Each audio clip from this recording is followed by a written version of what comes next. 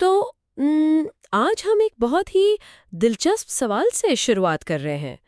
کیا انسان واقعی اپنے ہی دماغ پر مطلب اپنی ہی سوچ پر مکمل بھروسہ کر سکتا ہے؟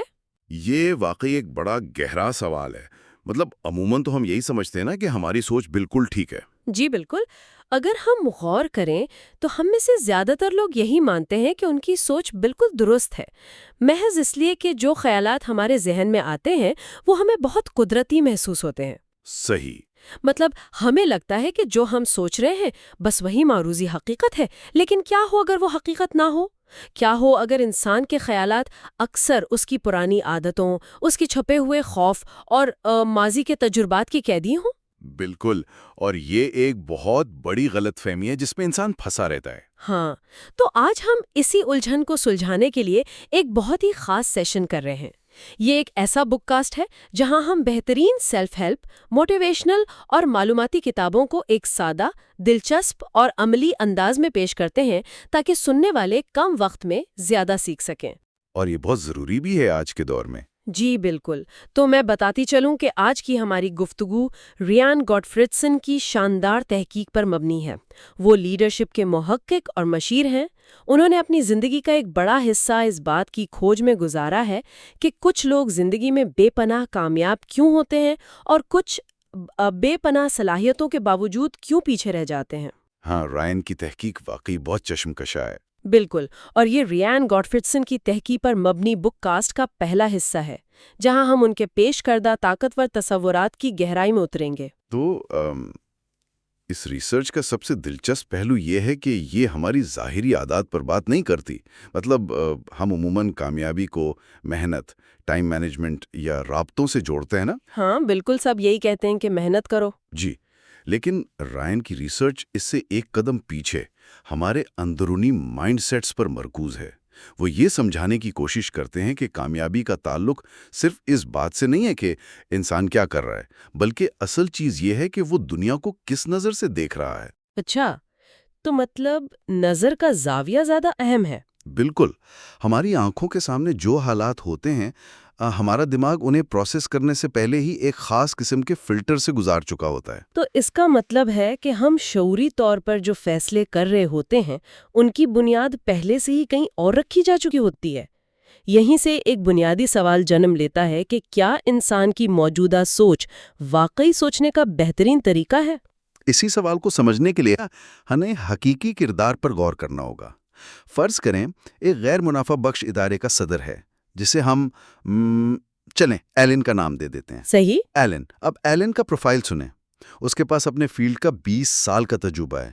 اس نے تنظیمی نفسیات یا جسے آرگنائزیشنل سائیکالوجی کہتے ہیں، اس میں باقاعدہ پی ایچ ڈی کی ڈگری حاصل کر رکھی ہے۔ ارے واہ، پی ایچ ڈی! جی ہاں، وہ یونیورسٹی میں لیڈرشپ کے موضوع پر لیکچرز دیتا ہے۔ بظاہر وہ ایک انتہائی کرشمائی لیڈر ہے، اور اس کی باتوں میں اتنا اثر ہے کہ اس کے ادارے کے فنڈز اور عطیات میں ہر سال دگنا اضافہ ہو رہا ہے۔ ذرا رکیے، اگر ہم اس پروفائل کو دیکھیں تو یہ ایک پرفیکٹ لیڈر کی تصویر لگتی ہے۔ 20 سال کا تجربہ، پی ایچ ڈی کی ڈگری، اور سب سے بڑھ کر یہ کہ وہ نتائج دے رہا ہے، مطلب فنڈز دگنے ہو رہے ہیں۔ کاغذ پر تو اس سے بہتر کوئی لیڈر ہو ہی نہیں سکتا۔ بظاہر ایسا ہی لگتا ہے نا، لیکن اندرونی طور پر وہ ادارہ مکمل تباہی کا شکار ہے۔ ہے؟ واقعی؟ جی ہاں، اس کے ملازمین شدید مایوسی کا شکار ہیں اور تیزی سے ادارہ چھوڑ کر جا رہے ہیں۔ اندر کا ماحول ایک ڈراؤنے خواب جیسا ہے۔ میں ایک مثال دیتا ہوں۔ ایک بار ایلن نے ایک اہم کلائنٹ کو کام جمع کروانے کی غلط تاریخ دے دی۔ اچھا۔ جب کلائنٹ نے تاخیر پر غصہ کیا تو ایلن نے اپنی غلطی ماننے کے بجائے سارا ملبہ اپنے ملازمین پر ڈال دیا، اور وہ بھی سب کے سامنے۔ یہ تو بہت عجیب بات ہے۔ مطلب ایک انسان جس نے آرگنائزیشنل سائیکالوجی میں پی ایچ ڈی کر رکھی ہو، کیا وہ اتنا بنیادی اصول نہیں جانتا کہ لیڈر کو اپنی غلطی کی ذمہ داری خود لینی چاہیے؟ دیکھیں، علم ہونا اور اس پر عمل کرنے کا مائنڈ سیٹ ہونا، یہ دو بالکل الگ باتیں ہیں، اور بات صرف ایک کلائنٹ تک محدود نہیں تھی۔ ایلن نے ایک نئی کوچنگ سروس شروع کرنے کا فیصلہ کیا اور بغیر کسی مارکیٹ ریسرچ کے اس کی فیس بہت زیادہ رکھ دی۔ بغیر ریسرچ کے؟ یہ تو بڑی غلطی ہے۔ بالکل، تو اس کی ایک انتہائی قابل ملازمہ جس کا نام ٹیلر ہے، اس نے ایلن کو اکیلے میں مشورہ دیا کہ دیکھیے یہ قیمت مارکیٹ کے لحاظ سے غیر حقیقت پسندانہ ہے اور اس سے ادارے کی ساکھ خراب ہو سکتی ہے۔ ٹیلر نے نہایت پیشہ ورانہ انداز میں یہ بھی تجویز دی کہ بورڈ ممبران سے اس پر رائے لی جائے۔ تو کیا بورڈ نے ٹیلر کی بات مانی؟ جی، جب بورڈ سے پوچھا گیا تو انہوں نے بھی ٹیلر کے مشورے کی تائید کی اور کہا کہ فیس کم ہونی چاہیے، لیکن ایلن کا رد عمل کیا تھا؟ اس نے اسے ایک تعمیری تنقید کے طور پر لینے کے بجائے اسے اپنی ذات پر حملہ سمجھا۔ وہ دفاعی ہو گیا ہوگا۔ بالکل، وہ فوراً دفاعی انداز میں آ گیا۔ اس نے فیس کم کرنے سے صاف انکار کر دیا، صرف یہ ثابت کرنے کے لیے کہ باس وہ ہے اور اس کا فیصلہ حرف آخر ہے۔ اور اس کا نتیجہ کیا نکلا؟ نتیجہ یہ نکلا کہ اس سروس بری طرح ناکام ہوئی اور ادارے کی ساخت کو ویسا ہی نقصان پہنچا جس کا ٹیلر نے خدشہ ظاہر کیا تھا۔ تو اس سے ایک بات تو صاف ظاہر ہوتی ہے کہ جب لیڈر اس طرح کے دفاعی خول میں چلا جائے تو وہ ادارے کی بہتری سے زیادہ اپنی انا کی تسکین کو اہمیت دینے لگتا ہے۔ اور یہی انا اسے نئی چیزیں سیکھنے سے بھی روکتی ہے۔ اسی ادارے میں کیتھ نامی ایک نئے ملازم کی مثال لے لیں۔ کیتھ نے انسٹرکشنل ڈیزائن میں ماسٹرز کیا ہوا تھا۔ جب اس نے ایلن کی ٹریننگ کا مواد دیکھا تو اس نے فوراً محسوس کیا کہ یہ سارا مواد تو 1990 کی دہائی کا ہے۔ مطلب بہت پرانا تھا؟ جی، بہت پرانا۔ تو کیتھ نے بڑی خوش دلی سے تجویز دی کہ اس میں جدید ٹیکنالوجی کا استعمال کیا جائے، کچھ انٹریکٹیو سیشنز شامل کیے جائیں تاکہ لوگوں کی دلچسپی بڑھے۔ لیکن ایلن کا رد عمل پھر وہی تھا۔ اس نے مسترد کر دیا۔ بالکل، اس نے کیتھ کی اس جدید تجویز کو یہ کہہ کر مسترد کر دیا کہ میں 15 سال سے اسی طرح ٹریننگ دے رہا ہوں، میری ٹریننگ ہمیشہ کامیاب رہی ہے اور مجھے اب کچھ نیا سیکھنے یا اپنے طریقے بدلنے کی کوئی ضرورت نہیں ہے۔ یہاں ایک چیز مجھے بہت الجھا رہی ہے۔ ایلن کوئی جان بوجھ کر ادارہ تباہ کرنے والا ویلن تو نہیں لگتا۔ مطلب وہ صبح اٹھ کر یہ تو نہیں سوچتا ہوگا کہ آج میں نے اپنے ملازمین کی زندگیاں عذاب بنانی ہے۔ صحیح۔ میری نظر میں یہ ایک خراب قطب نما یعنی فالٹی کمپس کی طرح ہے۔ ایلن کی نیت شاید درست ہے کہ وہ ادارے کو چلانا چاہتا ہے، وہ فنڈز بھی لا رہا ہے، لیکن اس کے دماغ کا قطب نما اسے مسلسل غلط سمت بکھا رہا ہے اور اسے اس خرابی کا احساس تک نہیں ہے۔ قطب نما کی خرابی والی یہ تشبیہ اس پورے رویے کی سائنسی بنیاد کو سمجھنے کے لیے بہت اہم ہے۔ دیکھیں، نفسیات بتاتی ہے کہ انسان کے 90% افعال لاشعوری یعنی سب کانشیس ہوتے ہیں۔ 90%؟ یہ تو بہت بڑا حصہ ہے۔ جی بالکل۔ تو ایلن شعوری طور پر تو ادارہ چلا رہا تھا، لیکن لاشعوری طور پر وہ کچھ پوشیدہ خواہشات کے زیر اثر تھا۔ وہ خواہشات کیا تھیں؟ ہر قیمت پر اچھا دکھنا، خود کو ہر حال میں درست ثابت کرنا اور کسی بھی قسم کی خامی کو چھپانا۔ ہاں، اب سمجھ آ رہی ہے بات۔ جی، وہ لاشعوری طور پر اپنی انا اور اپنے تصور ذات کی حفاظت کر رہا تھا اور اسی عمل نے اسے انجانے میں اپنی ہی کہانی کا ولن بنا دیا۔ اسے سچے دل سے لگتا تھا کہ اس کی سوچ بہترین ہے، لیکن در حقیقت اس کا اپنا مائنڈ سیٹ اس کی اور اس کے ادارے کی تباہی کا سبب بن رہا تھا۔ تو اگر ہم اس بات کو روزمرہ زندگی پر لاگو کریں تو یہ ایسا ہی ہے جیسے کسی نے رنگین شیشوں والا چشمہ پہنا ہو۔ فرض کریں میں نے پیلے رنگ کے شیشوں والا چشمہ پہن لیا ہے۔ اب میں جس چیز کو بھی دیکھوں گی وہ مجھے پیلی یا سفید ہی نظر آئے گی۔ کوئی مجھے نیلی چیز بھی دکھائے گا تو میرے چشمے کا فلٹر اسے ہرا بنا دے گا۔ بالکل یہی ہوتا ہے۔ اور مسئلہ یہ نہیں ہے کہ دنیا پیلی ہے، مسئلہ یہ ہے کہ کچھ وقت گزرنے کے بعد میں یہ بھول جاؤں گی کہ میں نے کوئی چشمہ پہنا بھی ہوا ہے۔ مجھے لگے گا کہ دنیا کی اصل حقیقت ہی یہ پیلا رنگ ہے۔ بہترین مثال دی، اور انسان کا مائنڈ سیٹ بالکل اسی رنگین چشمے کا کام کرتا ہے۔ وہ معلومات کو آپ کے شعور تک پہنچنے سے پہلے ہی فلٹر کر دیتا ہے۔ اس بات کی سب سے طاقتور مثال خود اس کتاب کی مصنف ریان گاڈفریڈسن کی اپنی ذاتی زندگی میں ملتی ہے۔ اچھا، ان کے ساتھ کیا ہوا تھا؟ دیکھیے، ریان کوئی عام انسان نہیں بلکہ اسی مائنڈ سیٹ کی سائنس پر تحقیق کرنے والا ماہر ہے، لیکن وہ بھی اس چشمے کے دھوکے سے بچ نہیں پایا۔ ریان کو دوڑنے یعنی رننگ کا بے حد شوق تھا۔ وہ ہائی اسکول کے زمانے سے دوڑ رہا تھا اور خود کو دوڑنے کا ایک بہت بڑا ماہر سمجھتا تھا۔ صحیح۔ تو ایک دن باسکٹ بال کھیلتے ہوئے اس کے گھٹنے میں چوٹ لگ گئی۔ ڈاکٹر کے پاس گیا تو پتا چلا کہ ہڈیوں میں کوئی فریکچر نہیں ہے، بس پٹھے کھچکے ہیں یا معمولی سا تناؤ ہے۔ لیکن اس کے بعد جب بھی وہ دوبارہ دوڑنے کی کوشش کرتا، اسے گھٹنے میں شدید درد ہوتا۔ آہستہ آہستہ اس کا روزانہ دوڑنا بالکل بند ہو گیا۔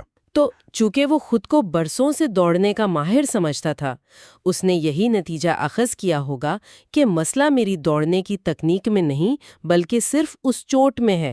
وہ چوٹ کو ہی ولن سمجھ بیٹھا ہوگا۔ بالکل ایسا ہی ہوا۔ وہ کئی مہینوں تک اسی فریب میں درد برداشت کرتا رہا۔ پھر ایک دن وہ جوتوں کی دکان پر نئے جوتے لینے گیا۔ وہاں دکان کے ایک ملازم نے اس کی چال اور جوتوں کے گھسنے کا انداز دیکھ کر اسے مشورہ دیا کہ وہ دوڑنے کی تکنیک سکھانے والی ایک کلاس میں حصہ لیں۔ او، اب ایک انسان جو خود کو ماہر سمجھتا ہو اسے کوئی عام سا دکاندار یہ مشورہ دے تو اس کا رد عمل کیسا ہوگا؟ ظاہر ہے ریان کو فوراً غصہ آ گیا، اس کی انا کو ٹھیس پہنچی۔ ہاں اس نے سوچا کہ میں تو اتنے سالوں سے دوڑ رہا ہوں، یہ مجھے کیا سکھائیں گے؟ ہاں لیکن درد کی شدت اور دوڑنے کی طلب اتنی زیادہ تھی کہ وہ آخرکار ہچکچاتے ہوئے اس کلاس میں چلا ہی گیا۔ اور میرے خیال میں وہاں جا کر اس کا وہ جو ماہر ہونے کا چشمہ تھا وہ ٹوٹ گیا ہوگا۔ بالکل ایسا ہی ہوا۔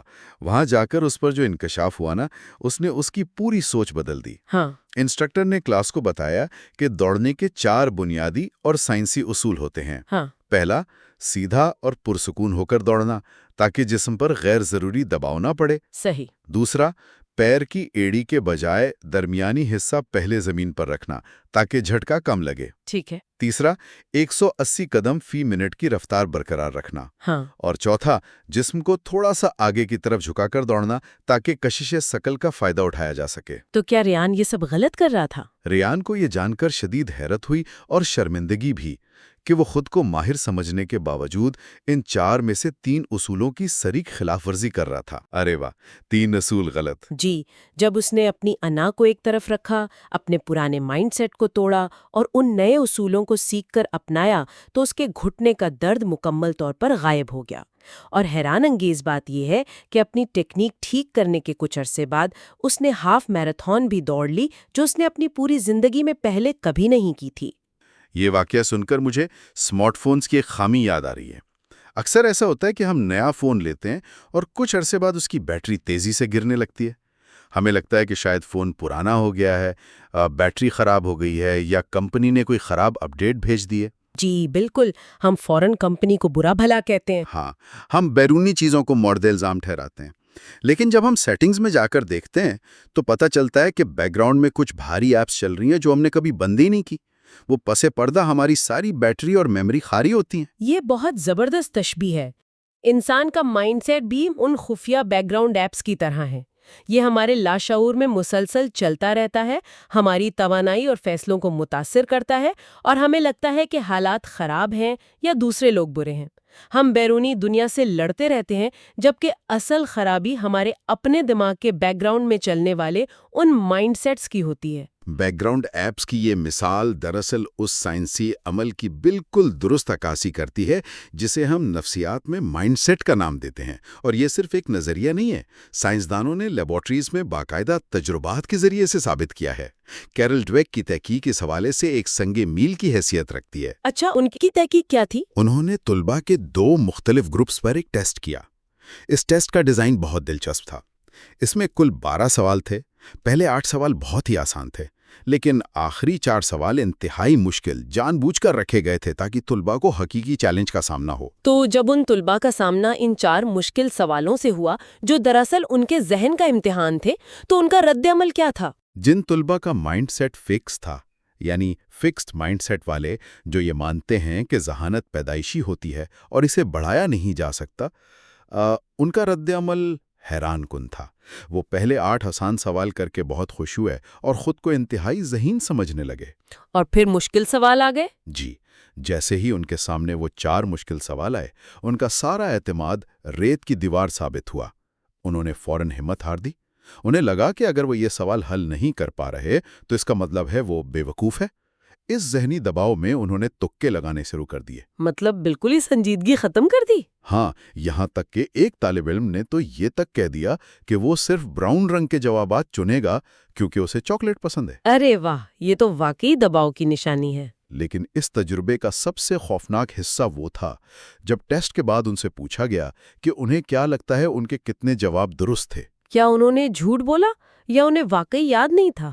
ان کے فکسڈ مائنڈ سیٹ نے دراصل ان کے لیے حقیقت کو ہی مسخ کر دیا۔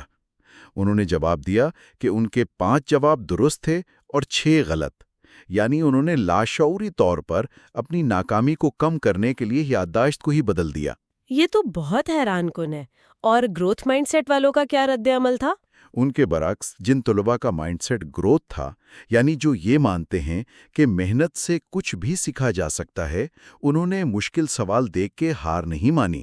وہ الجھے ضرور، لیکن انہوں نے کہا کہ غلطیاں ہماری دوست ہیں، ان سے ہمیں سیکھنے کا موقع ملتا ہے۔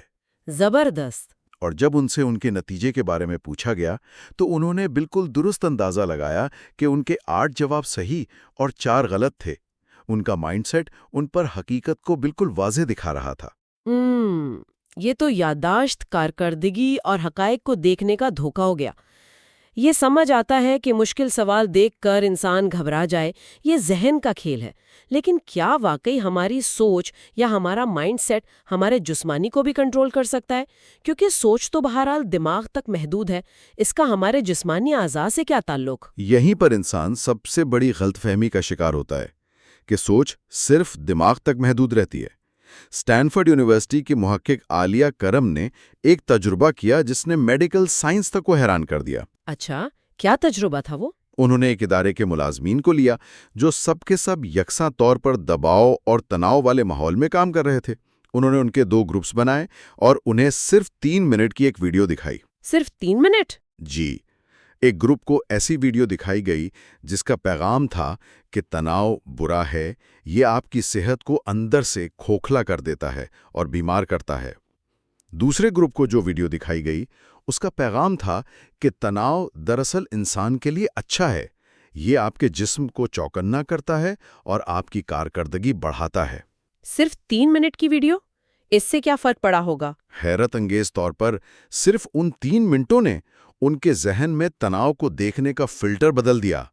اگلے چند ہفتوں تک جب ان کی جسمانی صحت کا تفصیلی جائزہ لیا گیا تو نتائج چونکا دینے والے تھے۔ کیا نتائج آئے؟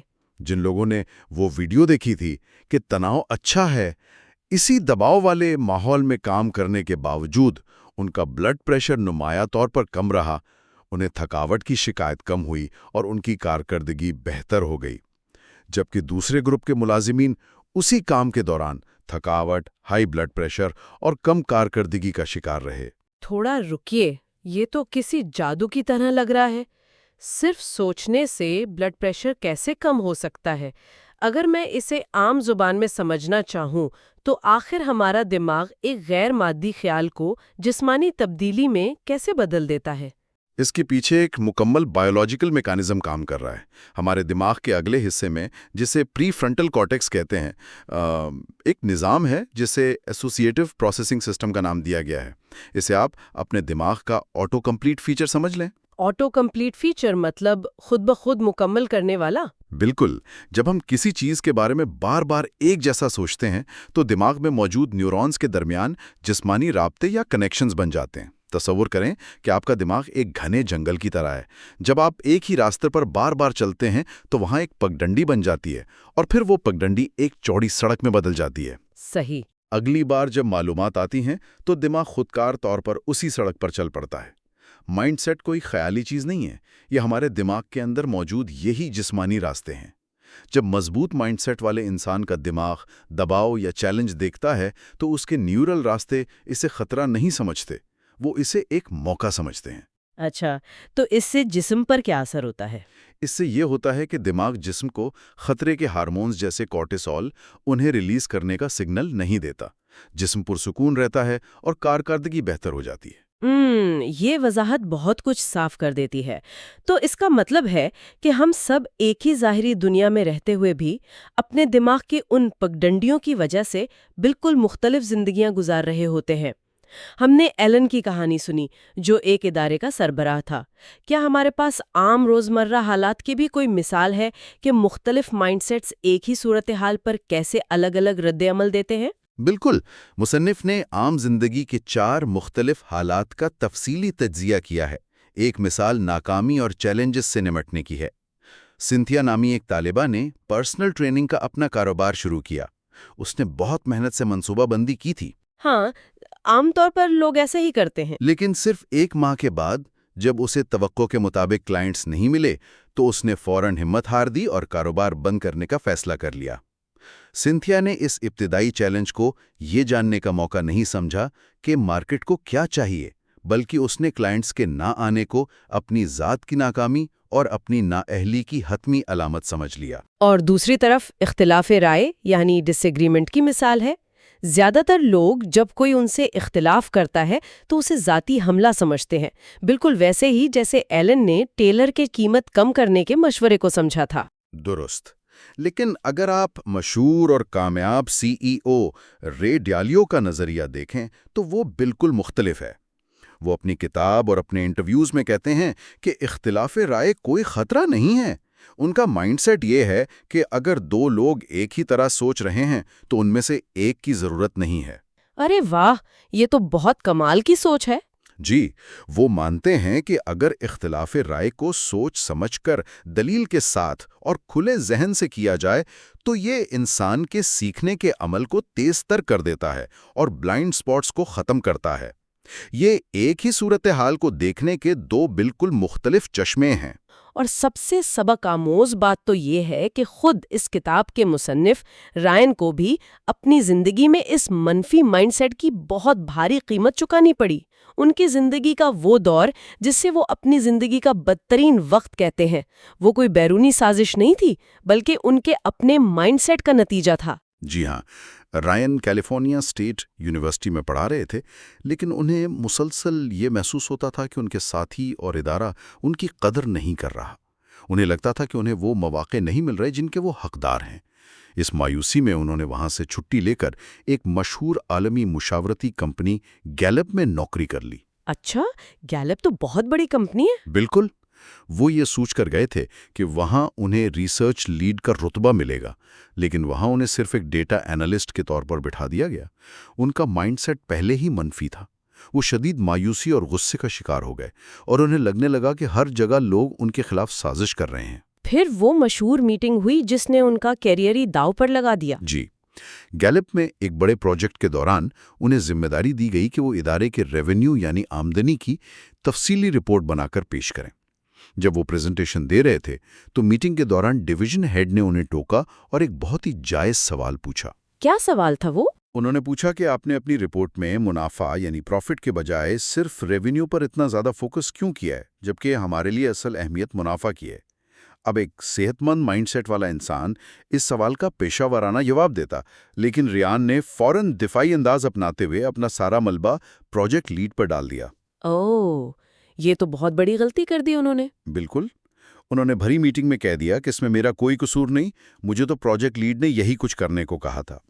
ان کے اس غیر پیشہ ورانہ رویے سے ساری مینجمنٹ کو شدید مایوسی ہوئی اور اس کا نتیجہ یہ نکلا کہ کچھ ہی عرصے بعد انہیں اس نوکری سے فارغ کر دیا گیا۔ یہ تو ایک ماہر نفسیات اور لیڈرشپ کے محقق کے لیے بہت بڑی ہزیمت اور جھٹکے کا باعث ہوگا۔ یہ اتنا بڑا جھٹکا تھا کہ وہ شدید ڈپریشن میں چلے گئے، لیکن پھر جب ان کے پاس فارغ وقت آیا اور انہوں نے مائنڈ سیٹس کی گہرائی پر ریسرچ شروع کی تو آہستہ آہستہ ان پر ایک تلخ حقیقت کھلی۔ کیا حقیقت تھی وہ؟ انہیں احساس ہوا کہ مسئلہ کیلیفورنیا اسٹیٹ یونیورسٹی کے لوگوں میں نہیں تھا، مسئلہ گیلپ کی مینجمنٹ میں نہیں تھا، اصل مسئلہ ان کے اپنے اندر موجود ان کے اندرونی منفی مائنڈ سیٹس میں تھا۔ وہ ہر جگہ خود کو درست ثابت کرنے، خود کو بہتر دکھانے اور اپنی ذمہ داری قبول کرنے سے بچنے کی کوشش کر رہے تھے، اور اسی چیز نے انہیں ہر قدم پر ناکام کیا۔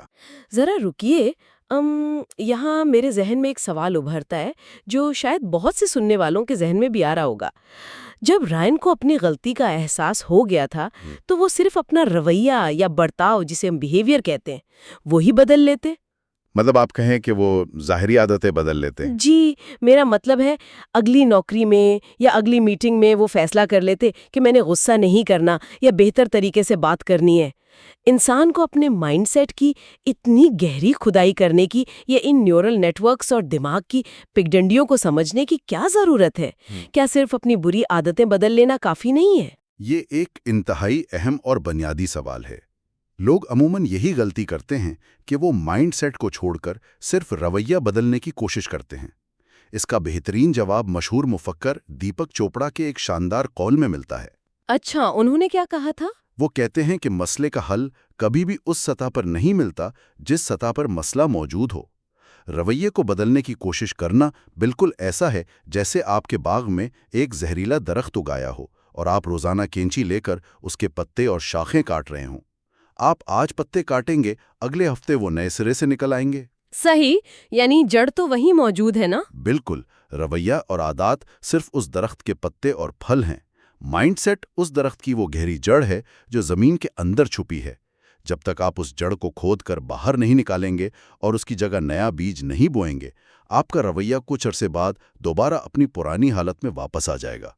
مصنف بتاتا ہے کہ انسان کی زندگی کو چلانے والے 4 بنیادی مائنڈ سیٹس یا جڑیں ہیں۔ وہ 4 جڑیں کون سی ہیں؟ دوسرا ہے کلوزڈ مقابلہ، اوپن مائنڈ سیٹ۔ کیا آپ کا مقصد صرف یہ ثابت کرنا ہے کہ آپ صحیح ہیں یا آپ سچائی کی تلاش میں ہیں؟ یہ تو بہت گہرے سوال ہے۔ جی، اور تیسرا ہے پریونشن مقابلہ، پروموشن مائنڈ سیٹ۔ مطلب کیا آپ صرف ناکامی اور مسئلوں سے بچنے کے لیے کام کر رہے ہیں یا آپ واقعی کامیابی حاصل کرنے کے لیے آگے بڑھ رہے ہیں؟ اور چوتھا ہے انورڈ مقابلہ، آؤٹ ورڈ مائنڈ سیٹ۔ کیا آپ دوسرے لوگوں کو صرف اپنے مقاصد حاصل کرنے کا ذریعہ سمجھتے ہیں یا آپ انہیں انسان سمجھ کر ان کی قدر کرتے ہیں؟ جب تک انسان اپنے اندر جھانک کر ان 4 جڑوں کو ٹھیک نہیں کرتا، اس کی ہر کامیابی ادھوری اور عارضی رہتی ہے۔ یہ چاروں تو ایسے ہیں جیسے زندگی گزارنے کے 4 مختلف آپریٹنگ سسٹمز ہوں۔ اگر ہم آج کی ساری گفتگو ان تمام کہانیوں اور سائنس کو سمیٹیں تو ایک بہت طاقتور خلاصہ نکل کر سامنے آتا ہے۔ کامیابی کبھی بھی بیرونی حالات، زیادہ پیسوں، بہترین وسائل یا صرف اونچی ڈگریوں کے محتاج ہونے کا نام نہیں ہے۔ بالکل صحیح کہا آپ نے۔ کامیابی دراصل ان اندرونی عدسوں، ان نظر نہ آنے والے چشموں کو درست کرنے کا نام ہے جن سے انسان دنیا کو دیکھتا ہے۔ اگر ہم اپنے اسمارٹ فون کے بیک گراؤنڈ میں چلنے والی ان خراب ایپس کو بند کر دیں، یعنی اپنا مائنڈ سیٹ درست کر لیں، تو انسان کی سوچ، اس کے مسائل کو حل کرنے کی صلاحیت، اس کے سیکھنے کا عمل اور بالآخر اس کا رویہ اور نتائج خود بخود ٹھیک ہو جاتے ہیں۔ اور یہی اس پوری ریسرچ کا نچوڑ ہے۔ یہ تبدیلی ایک رات میں نہیں آتی۔ یہ ایک ایسا سفر ہے جو خود آگاہی سے شروع ہوتا ہے۔ جب تک انسان کو یہ معلوم ہی نہیں ہوگا کہ وہ کس مائنڈ سیٹ کی قید میں ہے، وہ اس پنجرے سے باہر نہیں آ سکتا۔ جی بالکل۔ ایلن کا وہ شاندار ادارہ ہو، ریان کے گھٹنے کا درد اور دوڑ ہو، یا ان کی گیلپ کی وہ بدقسمت میٹنگ ہو، ہر جگہ اصل مجرم کوئی اور نہیں تھا بلکہ ذہن کے پس منظر میں چلنے والے وہی چھپے ہوئے پروگرامز تھے۔ اور جب انہیں پہچانا تو ان کی دنیا بدل گئی۔ یہ ایک ایسا سچ ہے جو انسان کو ایک ہی وقت میں بے بس بھی کرتا ہے اور طاقتور بھی۔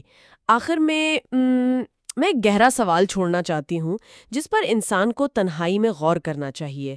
اگر سائنس لیبارٹریز میں یہ ثابت کر چکی ہے کہ ہمارا مائنڈ سیٹ ہمارے لاشعور میں کام کرتے ہوئے ہماری یادداشت بدل سکتا ہے، ہماری کارکردگی گرا سکتا ہے، ہمارے سیکھنے کی صلاحیت چھین سکتا ہے اور یہاں تک کہ ہمارے خون کی گردش اور بلڈ پریشر تک کو کنٹرول کر سکتا ہے، تو ذرا سوچنے کا مقام ہے کہ ہماری زندگیوں کے، ہمارے کیریئر کے اور ہمارے رشتوں کے اور کتنے ایسے اہم فیصلے ہیں جو اس وقت کوئی اور نہیں بلکہ ہمارا اپنا اندیکھا مائنڈ سیٹ ہماری اجازت کے بغیر کر رہا ہے۔ یہ واقعی بہت سوچنے والی بات ہے۔ جی بالکل، یہ وہ مقام ہے جہاں سے ایک نئی سوچ کا آغاز ہوتا ہے۔ ہم سب کو اپنے اندر جھانک کر ان چھپے ہوئے فلٹرز کو تلاش کرنے کی ضرورت ہے۔ تو سامعین، یہ بک کاسٹ ابھی جاری ہے کیونکہ ہم نے ابھی صرف مائنڈ سیٹ کی طاقت کو سمجھا ہے۔ اس لیے جڑے رہیں اور مزید طاقتور خیالات دریافت کرنے کے لیے سنتے رہیں۔ اپنے کریئر میں نے 9000 سے زیادہ شاٹس مس کیے، تقریباً 300 گیمز ہارے اور 26 بار مجھے گیم جیتنے والا شاٹ مارنے کا بھروسہ دیا گیا، لیکن میں ناکام رہا۔ میں اپنی زندگی میں بار بار ناکام ہوا ہوں اور بالکل یہی میری کامیابی کا راز ہے۔ اوہ واہ! یہ الفاظ کسی عام انسان کے نہیں ہیں بلکہ دنیا کے عظیم ترین کھلاڑیوں میں سے ایک مائیکل جارڈن کے ہیں۔ بظاہر یہ ایک زبردست موٹیویشنل اقتباس لگتا ہے نا؟ بالکل، لیکن اگر ہم اس کی گہرائی میں جائیں تو یہ محض ایک موٹیویشنل پوسٹر والا جملہ نہیں ہے۔ میرا مطلب ہے یہ خالص نیورو سائنس ہے۔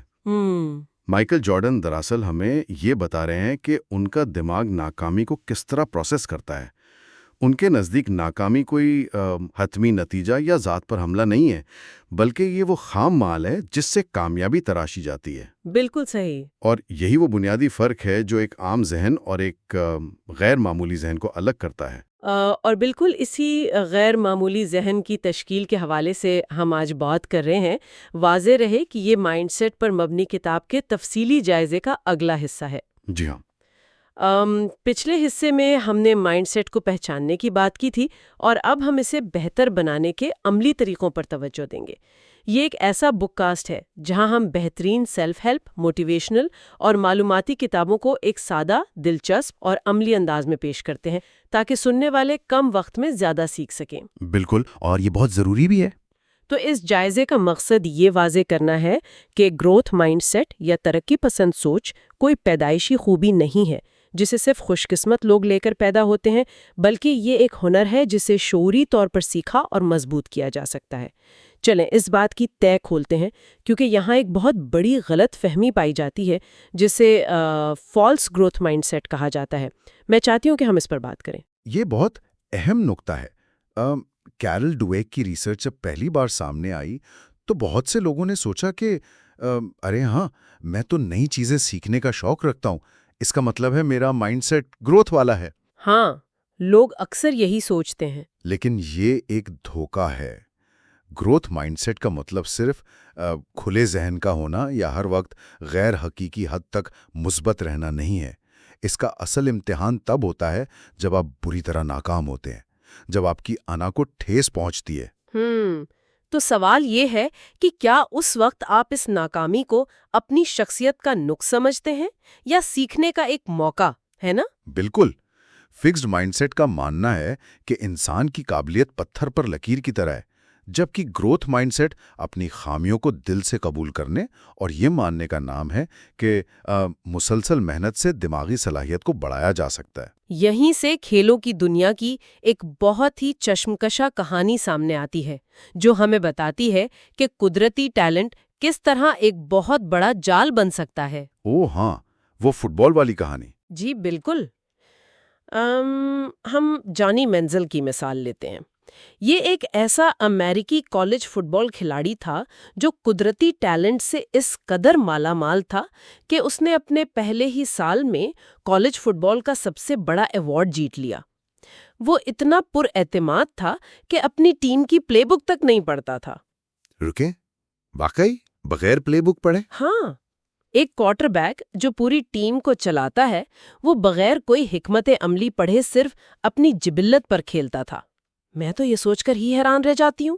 اور یہاں جو بات سب سے زیادہ حیران کن ہے وہ یہ ہے کہ یہی وہ مقام ہے جہاں فکسڈ مائنڈ سیٹ خاموشی سے اپنا کام کر رہا ہوتا ہے۔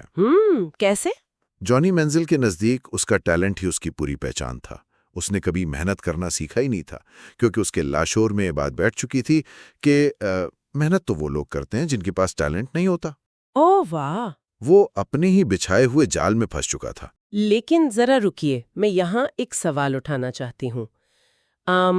جانی مینزل نے پلے بک پڑھے بغیر کالج کا سب سے بڑا ایوارڈ جیت لیا، تو کیا ہم یہ نہیں کہہ سکتے کہ اس کا یہ فکسڈ مائنڈ سیٹ، یعنی اپنی قدرتی صلاحیتوں پر اندھا اعتماد، دراصل اس کے حق میں بہت شاندار طریقے سے کام کر رہا تھا؟ یہ ایک بہت گہرا اور درست سوال ہے۔ مطلب جب وہ بغیر محنت کے مسلسل جیت رہا تھا تو اسے اپنا مائنڈ سیٹ بدلنے کی کیا ضرورت تھی؟ اور اس کا جواب یہ ہے کہ فکسڈ مائنڈ سیٹ اور قدرتی ٹیلنٹ کا یہ امتزاج ایک خاص حد تک کام کرتا ہے۔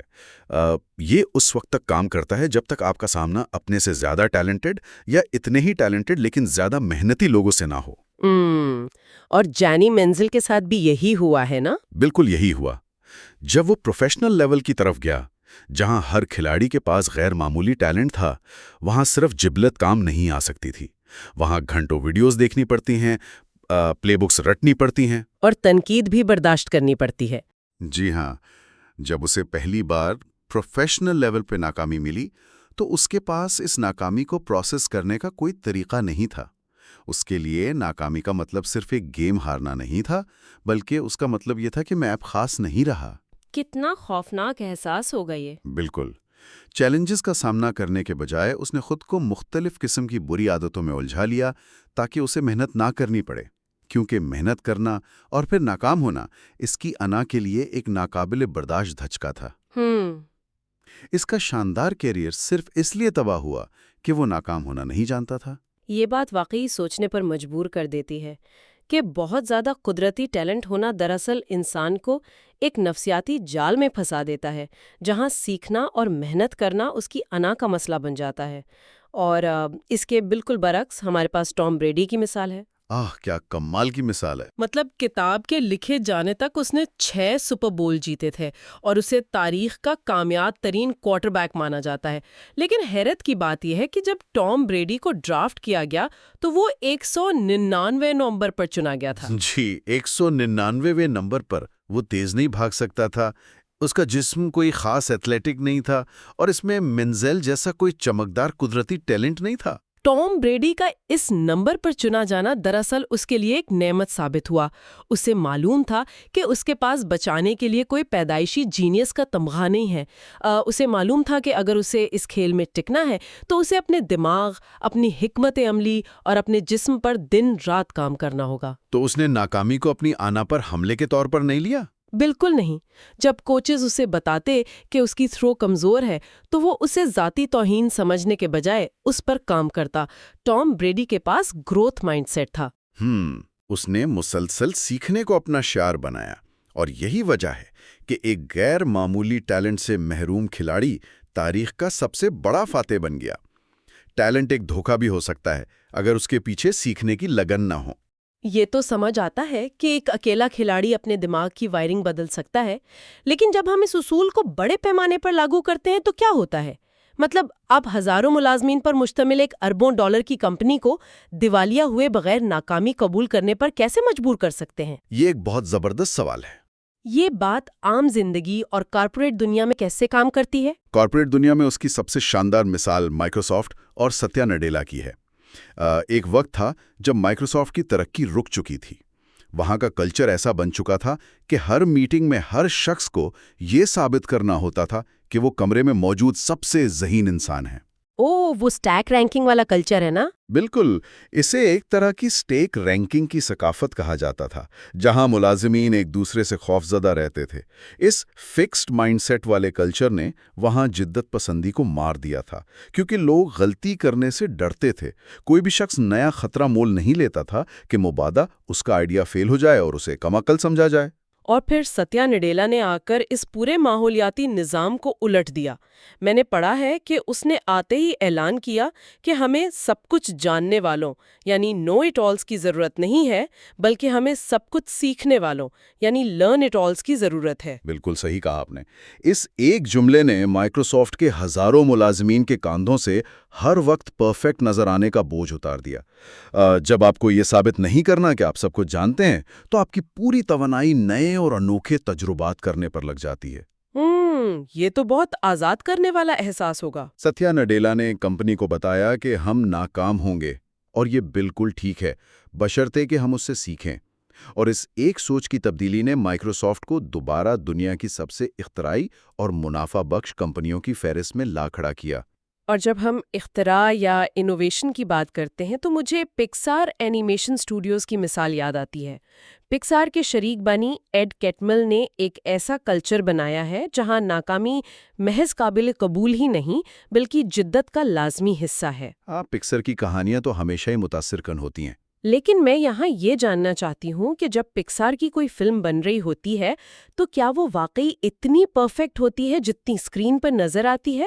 مطلب مانسٹرز انک کے ڈائریکٹر پیٹ ڈاکٹر کی کہانی کیا ہے؟ وہ ناکامی اور الجھنیں حقیقت میں کیسی دکھتی ہیں؟ حقیقت یہ ہے کہ پکسر کی ہر فلم شروعات میں ایک مکمل تباہی ہوتی ہے۔ واقعی؟ جی ہاں، جب پیٹ ڈاکٹر نے پہلی بار مانسٹرز انک کا آئیڈیا پیش کیا تو کہانی بالکل مختلف تھی۔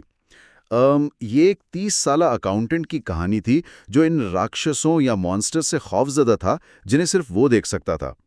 یہ آئیڈیا بار بار ناکام ہوا۔ تو وہ شروع میں وہ چھوٹی بچی نہیں تھی اس کہانی میں؟ بالکل نہیں تھی۔ مہینوں کی محنت، لاکھوں ڈالرز کے سٹوری بورڈز مسترد کیے گئے۔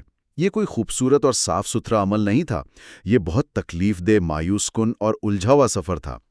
فکسڈ مائنڈ سیٹ والی کوئی اور کمپنی ہوتی تو ڈائریکٹر کو نکال کر کسی اور کو پروجیکٹ دے دیتی، لیکن پکسر کا گروتھ مائنڈ سیٹ کلچر یہ مانتا ہے کہ شروعاتی خیالات ہمیشہ خام ہوتے ہیں۔ انہوں نے پیٹ ڈاکٹر کو مزید وقت دیا، وہ تجربات کرتے رہے، سیکھتے رہے، اور آخر کار کہانی نے وہ شکل اختیار کی جسے آج ہم سب جانتے ہیں، جس میں سلی، مائک اور وہ چھوٹی بچی بو ہیں۔ یہاں بات واقعی بہت دلچسپ ہو جاتی ہے، کیونکہ عام طور پر ہم کہتے ہیں کہ نیا کام سیکھنا ایسا ہے جیسے پہلی بار سائیکل چلانا، جس میں گرنا لازمی ہے۔ لیکن میرے خیال میں یہ سائیکل والی تشبیہ بہت سطحی ہے۔ اچھا، وہ کیسے؟ گروتھ مائنڈ سیٹ اپنانا اور ناکامیوں کے بیچ کھڑے رہنا سائیکل سے گرنے جیسا نہیں ہے، یہ اس سے کہیں زیادہ مشکل ہے۔ مطلب یہ ایسا ہے جیسے آپ ایک پختہ اور صاف ستھری ہائی وے پر آرام سے گاڑی چلا رہے ہوں۔ یہ آپ کا فکسڈ مائنڈ سیٹ ہے، جہاں سب کچھ آسان اور مانوس لگتا ہے۔ بالکل۔ اور پھر اچانک آپ کو اس ہائی وے سے اتر کر ایک گھنے خاردار جنگل میں چاقو کی مدد سے اپنا راستہ خود بنانا پڑے۔ یہ تھکا دینے والا ہے، اس میں آپ زخمی ہوتے ہیں اور آپ کا دل چاہتا ہے کہ آپ واپس اسی آرام دہ ہائی وے پر چلے جائیں۔ کیا کمال کی تشبیہ دی آپ نے۔ شکریہ۔ لیکن اگر آپ اس جنگل میں مسلسل راستہ بناتے رہیں تو آخر کار وہ راستہ بھی ایک نئی اور بہتر ہائی وے بن جاتا ہے۔ اور یہ جنگل کا سفر کارپوریٹ دنیا ہی نہیں، ذاتی زندگی میں بھی ایسا ہی محسوس ہوتا ہے۔ یہ جو جنگل میں راستہ بنانے کی تکلیف اور رگڑ ہے، یہی تو اصل رکاوٹ ہے۔ مصنف نے کتاب میں اپنی ذاتی زندگی کی ایک بہت ہی عام فہم کہانی شیئر کی ہے، جو بتاتی ہے کہ یہ فکسڈ مائنڈ سیٹ کا جال ہماری روزمرہ زندگی کو کتنا محدود کر دیتا ہے۔ ارے ہاں، وہ ان کی بیوی کی کہانی، مصنف کی بیوی کی مثال لیتے ہیں۔ وہ بیکنگ کرنے سے ڈرتی تھیں، اس لیے نہیں کہ اسے کیک بنانا پسند نہیں تھا، بلکہ اس لیے کہ اس نے ایک عام سے کام کو اپنی ذات اور حیثیت کے ساتھ جوڑ لیا تھا۔ بالکل۔ وہ سوچتی تھی کہ اگر اس سے کیک خراب ہو گیا تو اس کا مطلب ہے کہ وہ ایک اچھی بیوی نہیں ہے۔ ذرا سوچیں، ایک چھوٹی سی ممکنہ ناکامی کا خوف کس طرح انسان کو مفلوج کر دیتا ہے۔ یہ واقعی حیران کن ہے۔ لیکن جب اس نے اپنے مائنڈ سیٹ کو بدلا، جب اس نے خود کو اس پرفیکشن کے دباؤ سے آزاد کیا اور یہ سمجھا کہ کیک خراب ہونا کوئی شخصی خامی نہیں بلکہ سیکھنے کا حصہ ہے، تو وہ نئے تجربات کرنے لگی اور ایک زبردست بیکر بن گئی۔ تو اب تک کی گفتگو سے یہ تو ثابت ہو گیا ہے کہ گروتھ مائنڈ سیٹ کی طاقت لامحدود ہے، چاہے آپ ایک اربوں ڈالر کی کمپنی چلا رہے ہوں یا اپنے کچن میں بیکنگ کر رہے ہوں۔ بالکل۔ لیکن اب ہم آتے ہیں سب سے اہم اور عملی سوال کی طرف۔ ہم اپنے دماغ کی اس پرانی وائرنگ کو کیسے تبدیل کر سکتے ہیں؟ میرا مطلب ہے، یہ دماغی خلیے جن کی ہم بات کر رہے ہیں، ان کی ساخت کو بدلنے کا طریقہ کار کیا ہے؟ اگر ہم اس بات کو وسیع تر تناظر میں دیکھیں تو یہاں نیورو پلاسٹیسٹی کا تصور سامنے آتا ہے۔ سائنس نے یہ ثابت کیا ہے کہ انسانی دماغ کوئی ٹھوس پتھر نہیں بلکہ لچکدار ہے۔ ایک اصول ہے کہ جو نیورونز یا دماغی خلیے ایک ساتھ متحرک ہوتے ہیں وہ آپس میں مضبوطی سے جڑ جاتے ہیں۔ اچھا، تو یہ ایک جسمانی تبدیلی ہوتی ہے؟ بالکل۔ جب آپ برسوں تک خود کو بتاتے ہیں کہ مجھ میں ٹیلنٹ نہیں ہے یا اگر میں ناکام ہوا تو لوگ ہنسیں گے، تو آپ کے دماغ میں مایوسی اور ڈر کی وہ ہائی وے بہت چوڑی اور پختہ ہو جاتی ہے۔ جب آپ پہلی بار ایک مختلف سوچ لانے کی کوشش کرتے ہیں تو دماغ میں واقعی ایک جسمانی الجھن، تھکاوٹ اور بے چینی محسوس ہوتی ہے۔ یہ بے چینی دراصل آپ کے دماغ کے پرانے خلیوں کا نئے خلیوں کے ساتھ جڑنے کا عمل ہے۔ یہ وہ رگڑ ہے جس کا آپ نے ابھی جنگل والی مثال میں ذکر کیا تھا۔ اب مجھے سمجھ آیا کہ وہ اتنا مشکل کیوں لگتا ہے۔ جی، اور اس وائرنگ کو بدلنے کے لیے کتاب میں 4 انتہائی عملی اور گہرے اقدامات بتائے گئے ہیں۔ میں سمجھتا ہوں کہ ہمیں ان پر بات کرنی چاہیے۔ بالکل، اور میں چاہوں گی کہ ہم ان 4 اقدامات کو باری باری تفصیل سے دیکھیں۔ پہلا قدم یہ ہے کہ اپنی اس فکسڈ مائنڈ سیٹ والی آواز کو پکڑیں۔ یہ وہ آواز ہے جو کسی بھی مشکل کام سے پہلے آپ کے کان میں سرگوشی کرتی ہے، تم یہ نہیں کر سکتے، تم اس میں اچھے نہیں ہو۔ بالکل صحیح۔ اس آواز سے بھاگنے کے بجائے اسے پہچاننا ضروری ہے۔ اور دوسرا قدم اس سے بھی زیادہ اہم ہے۔ اس آواز پر سوال اٹھائیں۔ جب آپ کا دماغ کہے کہ اگر تم ناکام ہو گئے تو تمہاری کوئی عزت نہیں رہے گی، تو رکیں اور اپنے ہی دماغ سے پوچھیں، کیا یہ بات واقعی سچ ہے؟ کیا دنیا کے تمام کامیاب لوگ پہلی بار میں ہی کامیاب ہو گئے تھے؟ مطلب ہم اپنے ہی دماغ کے ساتھ ایک طرح کا مکالمہ کر رہے ہیں۔ جی، یہ سوال دراصل آپ کے دماغ کے اس حصے کو چیلنج کرتا ہے جو آپ کو ڈرا رہا ہوتا ہے۔ تو تیسرا قدم یہ ہے کہ اس پرانی سوچ کو ایک نئی گروتھ سوچ کے ساتھ بدل دیں۔ اگر اندر سے آواز آئے میں یہ نہیں کر سکتی تو اسے شعوری طور پر اس جملے سے بدل دیں، میں ابھی تک یہ نہیں کر سکتی لیکن میں سیکھ سکتی ہوں۔ میں ناکام ہو گئی کو اس بات سے بدلیں کہ مجھے ایک نیا ڈیٹا مل گیا ہے کہ کون سا طریقہ کام نہیں کرتا۔ بالکل۔ اور چوتھا اور شاید سب سے کٹھن قدم یہ ہے کہ گروتھ مائنڈ سیٹ کے مطابق عمل کریں۔ یہ چوتھا قدم واقعی سب سے اہم ہے، کیونکہ صرف سوچ بدلنے یا مثبت جملے دہرانے سے نیوروپلاسٹیسٹی کام نہیں کرتی۔ جب تک آپ عملی طور پر اس چیلنج میں کودیں گے نہیں، جب تک آپ وہ کیک بنا کر اسے خراب نہیں کریں گے، جب تک آپ وہ نیا پروجیکٹ شروع کر کے اس میں غلطیاں نہیں کریں گے، آپ کے دماغ کی وائرنگ پختہ نہیں ہوگی۔ عمل ہی وہ واحد چیز ہے جو آپ کے خیالات کو دماغ کی طبی ساخت میں تبدیل کرتا ہے۔ جی ہاں، بالکل۔ ان چاروں اقدامات میں سے جس چیز نے مجھے سب سے زیادہ حیران کیا اور جس نے میرے لیے واقعی ایک آہا مومنٹ کا کام کیا، وہ تیسرے قدم میں چھپا ہوا ایک چھوٹا سا لفظ ہے، اور وہ لفظ ہے ابھی تک، یا انگریزی میں یٹ۔ ابھی تک بہت طاقتور لفظ ہے۔ جب ہم کہتے ہیں کہ میں یہ نہیں کر سکتی تو ہم ایک فل سٹاپ لگا دیتے ہیں، لیکن اس کے آگے صرف ابھی تک لگا دینے سے یہ ایک نیا راستہ کھول دیتا ہے۔ میں جاننا چاہتی ہوں کہ اس ایک چھوٹے سے لفظ کے پیچھے اتنی بڑی سائنس کیا ہے؟ یہ ایک بہت ہی زبردست اعصابی ہیک ہے۔ جب آپ کسی کام میں ناکام ہوتے ہیں تو آپ کے دماغ کا وہ حصہ جسے ایمگڈیلا کہتے ہیں وہ متحرک ہو جاتا ہے۔ ایمگڈیلا کا کام خطرے کی گھنٹی بجانا ہے۔ اچھا۔ جب آپ کہتے ہیں میں ناکام ہو گیا تو ایمگڈیلا اسے آپ کی انا اور بقا کے لیے ایک خطرہ سمجھتا ہے اور آپ کے دماغ کے سیکھنے والے حصے کو بند کر دیتا ہے تاکہ آپ مزید تکلیف سے بچ سکیں۔ تو ہم شعوری طور پر سیکھنا بند کر دیتے ہیں؟ بالکل، لیکن جس لمحے آپ کہتے ہیں کہ میں یہ نہیں کر سکتا ابھی تک، تو آپ کا دماغ حیران انگیز طور پر ایمگڈیلا کی اس خطرے کی گھنٹی کو بائی پاس کر جاتا ہے۔ یہ ایک سگنل ہے جو سیدھے آپ کے دماغ کے اس حصے یعنی پری فرنٹل کارٹیکس میں جاتا ہے جو مسائل حل کرنے اور منطق کا مرکز ہے۔ ابھی تک کہنے سے آپ کا دماغ خوف کے موڈ سے نکل کر پرابلم سالونگ کے موڈ میں آ جاتا ہے۔ کیا کمال کی بات ہے! اور ابھی تک کی اس طاقت اور گروتھ مائنڈ سیٹ کی ایک بہت ہی شاندار اور عملی مثال ہمیں بیس بال کی دنیا اور بلی بین کی مشہور منی بال والی کہانی سے ملتی ہے۔ بیلی بین، او ہاں، یہ میری پسندیدہ کہانیوں میں سے ایک ہے۔ بلی بین کی کہانی بھی شروع میں جانی مینزل جیسی ہی تھی۔ وہ ایک ایسا کھلاڑی تھا جس میں غیر معمولی قدرتی ٹیلنٹ تھا۔ سب کہتے تھے کہ یہ اگلا سپر سٹار ہے، لیکن اس کے اندر بھی فکسڈ مائنڈ سیٹ کی وہی بیماری تھی۔ جب وہ پروفیشنل لیول پر آیا تو وہ ناکامی برداشت نہیں کر سکا۔ ایک بار آؤٹ ہونے پر وہ بیٹ توڑ دیتا تھا اور اسے لگتا تھا کہ اس کی دنیا ختم ہو گئی ہے۔ اس نے اپنا کھیل کا کیریئر اسی خوف اور غصے میں تباہ کر لیا۔ بالکل، لیکن بلی بین کی کہانی کا دوسرا حصہ زیادہ متاثر کن ہے۔ جب اس کا کھیل کا کیریئر ختم ہوا اور وہ آکلینڈ ایتھلیٹکس کا جنرل مینیجر بنا تو اس نے اپنے اس فکسڈ مائنڈ سیٹ کو جڑ سے اکھاڑ پھینکا۔ وہ کیسے؟ اس نے دیکھا کہ بیس بال کی پوری دنیا اسی ٹیلنٹ کے جال میں پھنسی ہوئی ہے جس نے اس کا اپنا کیریئر برباد کیا تھا۔ اسکاؤٹس ان کھلاڑیوں کو چنتے تھے جو دیکھنے میں پیدائشی ایتھلیٹس لگتے تھے۔ بلی بین نے اس پورے نظام کو چیلنج کیا۔ اس نے ڈیٹا اور اعداد و شمار کی بنیاد پر ایک ایسی ٹیم بنائی جس میں وہ کھلاڑی شامل تھے جنہیں دوسرے مسترد کر چکے تھے۔ کوئی تیز نہیں بھاگ سکتا تھا، کسی کا تھرو کا انداز عجیب تھا، لیکن ان کا آن بیس پرسنٹیج اچھا تھا، یعنی وہ محنت کر کے نتیجہ لا سکتے تھے۔ اور اس نے اس ڈیٹا کی مدد سے بیس بال کی تاریخ کا دھارا ہی بدل دیا۔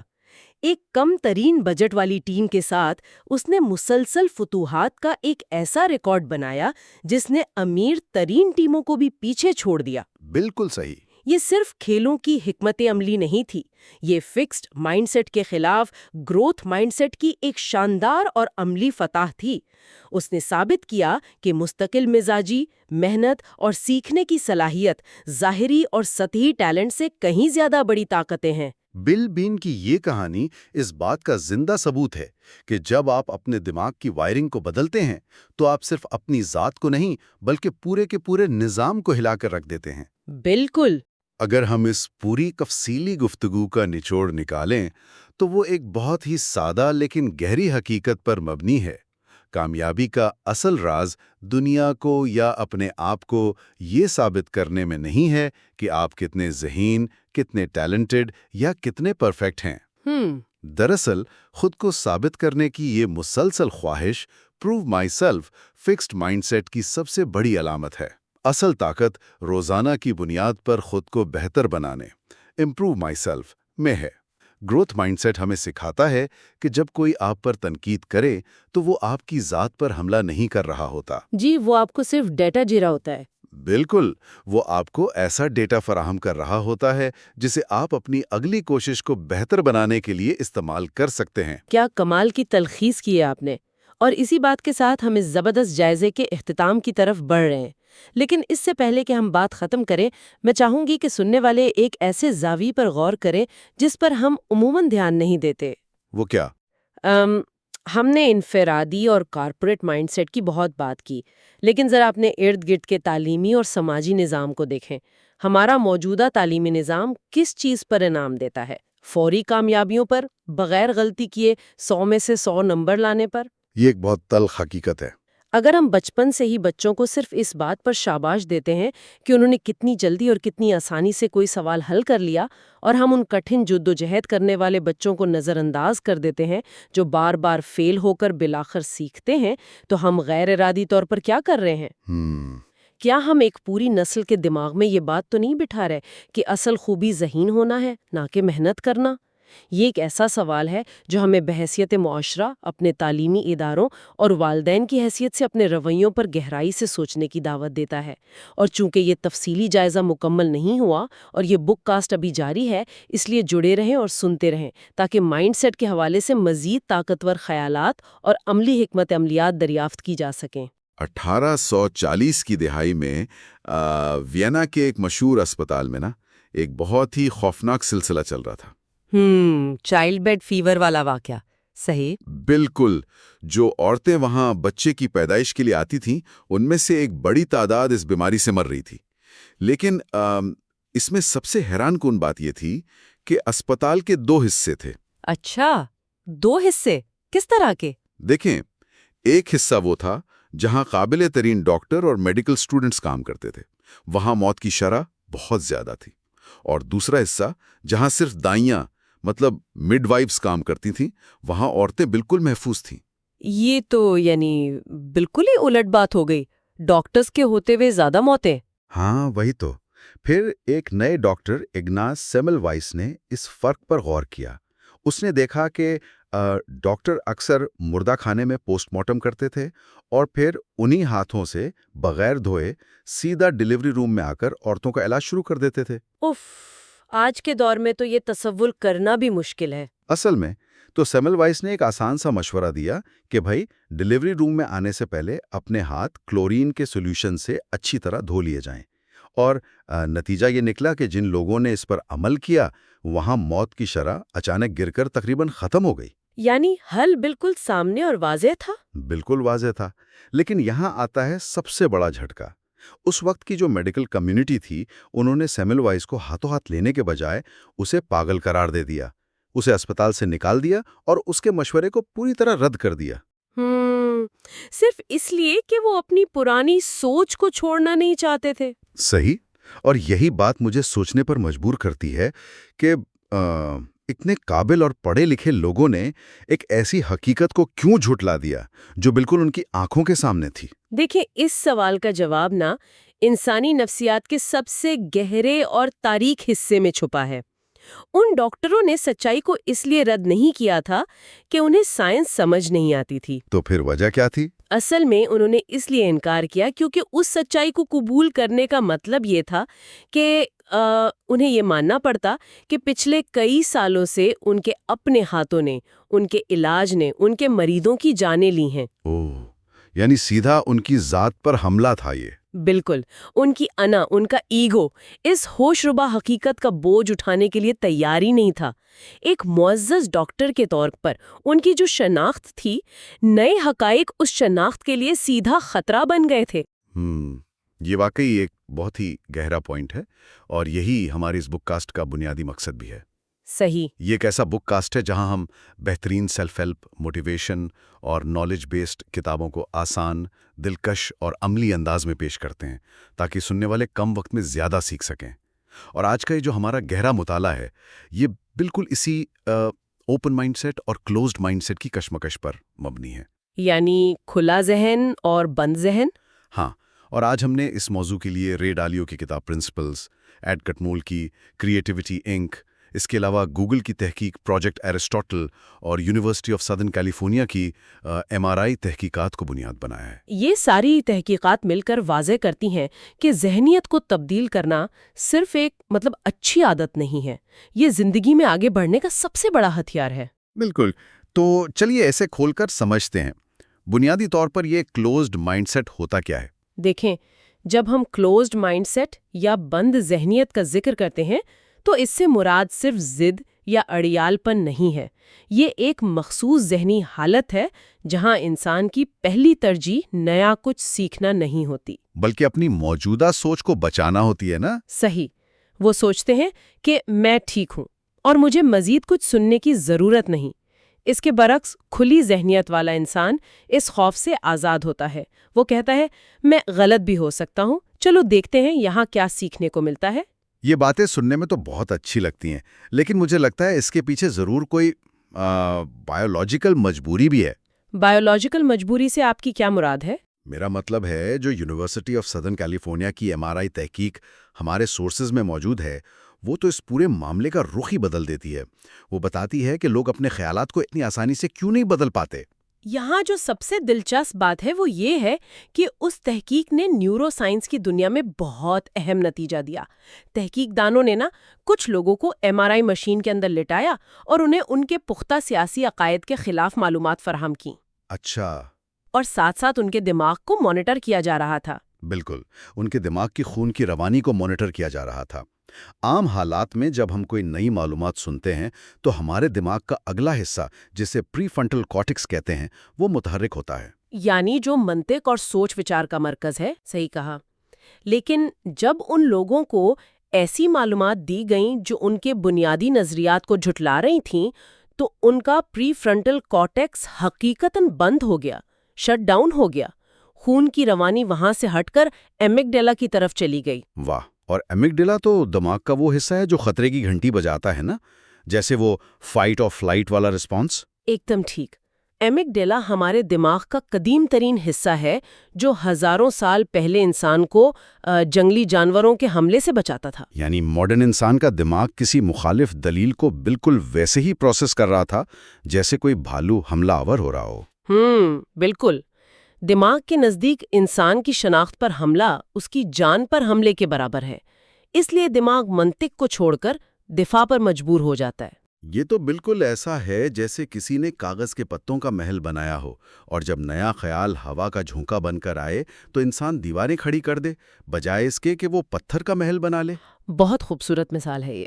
لیکن یہاں مجھے ایک سوال اٹھانا ہے، اگر کوئی ہر وقت ہر ایک کی بات مانتا رہے اور اپنا ذہن بالکل کھلا رکھے تو کیا وہ کمزور یا بغیر کسی ٹھوس مقصد کی نہیں بن جائے گا؟ یہ ایک بہت ہی وزنی اور عام سوال ہے، لیکن اس الجھن کو دور کرنے کے لیے ہمیں اسٹیف بیک سافٹ فرنٹ کی مثال دیکھنی ہوگی، یعنی مضبوط کمر اور نرم سینہ۔ اچھا، اس کا عملی مطلب کیا ہے؟ اسے ایک درخت کی مثال سے سمجھیں۔ ایک قد آور درخت کی جڑیں زمین میں بہت گہرائی تک مضبوطی سے گڑی ہوتی ہیں، لیکن اس کی شاخیں ہوا کے رخ پر لچک دکھاتی ہیں۔ صحیح۔ اگر جڑیں کمزور ہوں تو وہ گر جائے گا اور شاخیں سخت ہوں تو طوفان انہیں توڑ دے گا۔ بالکل۔ تو انسان کے اپنے اصول اور فیصلے مضبوط ہونے چاہیے، یہ ہو گئی اسٹیف بیک۔ لیکن نئے حقائق کو قبول کرنے کے لیے اس کا دل اور ذہن نرم ہونا چاہیے، یہ ہے سافٹ فرنٹ۔ आजजी कमजोरी नहीं है, ये एक बड़ी ताकत है। और मेरा ख्याल है इस ताकत को रे डालियो से बेहतर शायद ही किसी ने समझाओ। उनकी कहानी तो वाकई सबक आमूज है। हाँ, डालियो जो कि दुनिया के सबसे बड़े hedge fund bridge water associates के बानी हैं, 1982 में उनकी शुरुआती कामयाबी ने उन्हें इस कदर मगरूर कर दिया था कि उन्होंने अपना जहन बिल्कुल बंद कर लिया था। असल में उस वक्त डालियो को अपनी पेशगोई पर इतना गुरूर था कि उसने दावें तौर पर कह दिया कि अमेरिकन इकोनॉमी तबाह होने वाली है। उसने मुख्तलिफ टीवी चैनल्स पर आकर बड़े बड़े दावे किए और अपना और अपने क्लाइंट्स का सारा पैसा मार्केट गिरने पर लगा दिया, है ना। वालिद से $4000 उधार लेने पड़े। कोई आम इंसान होता तो मायूस होकर बैठ जाता, लेकिन डालियो ने इस दर्दनाक नाकामी से ये सीखा कि मैं ठीक हूं कि जिद इंसान को अंधा कर देती है। यहाँ आकर बात वाकई बहुत दिलचस्प हो जाती है। उसने रेडिकल ओपन माइंडेडनेस का रास्ता अपनाया। बिल्कुल, इंतहाई खुली जहनियत। और इसकी एक मिसाल तब मिली जब एक निचले दर्जे के मुलाजिम ने मीटिंग के बाद डालियो को ईमेल लिखी और कहा कि आपकी आज की मीटिंग की तैयारी बिल्कुल नहीं थी, आपने सबका वक्त ज़ाया किया। उस मुलाजिम ने डालियो को डी ग्रेड दिया। अच्छा, जरा तसव्वुर करें, किसी भी आम कंपनी का बॉस ऐसी ईमेल पढ़ के क्या करता? वो फौरन उसे निकाल देता। हाँ, लेकिन डालियो ने गुस्सा करने के बजाय वो ईमेल पूरी कंपनी को भेज दी ताकि सब सीख सकें। वाह! और मैंने पढ़ा है कि जब एक और मुलाजिम की गलती से लाखों डॉलर का नुकसान हुआ तो डालियो ने उसे फारिग करने के बजाय एक एरर लॉग बनाया। सही, गलतियों का एक रजिस्टर जहां लोग अपनी गलतियां लिख सकें ताकि आइंदा के लिए सब सीख सकें। इसने लोगों के उस एमिगडाला वाले डर को खत्म कर दिया। अगर हम इसे कॉर्पोरेट दुनिया से निकालकर हिस्ट्री और सिनेमा में देखें तो वहां भी ये माइंडसेट नजर आता है, जैसे हिडन फिगर्स जो नासा की कहानी है। कैथरीन जॉनसन वाली कहानी। बिल्कुल, कैथरीन एक अजीम और काबिल तरीन मैथमेटिशियन थी। वो अपनी काबिलियत दिखाना चाहती है, लेकिन उसका बॉस पॉल स्टाफर्ड अपनी तंग नजरी की वजह से उसे आगे बढ़ने से रोकता है। असल में पॉल की अना उसे ये कबूल करने से रोक रही थी कि एक औरत उससे बेहतर काम कर सकती है। सही। फिर एल हैरिसन जो वहां डायरेक्टर था, वो वजाहत करता है कि मकसद आसमान को छूना है और तंग जहनियतों ने जमीन पर बांधे रखेगी।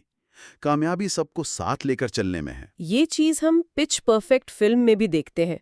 वहां ऑब्री जो पुरानी सोच वाली लीडर है, वो हमेशा नए आइडियाज को रद्द करती है। और बियाका नए तरीके आजमाना चाहती है ना? हाँ, ऑब्री की अना की वजह से पूरी टीम नाकाम होने लगती है और सिर्फ ओपन माइंडसेट अपनाने के बाद ही वो जीत पाती हैं। लेकिन यहाँ मैं थोड़ा पुशबैक देना चाहूंगा।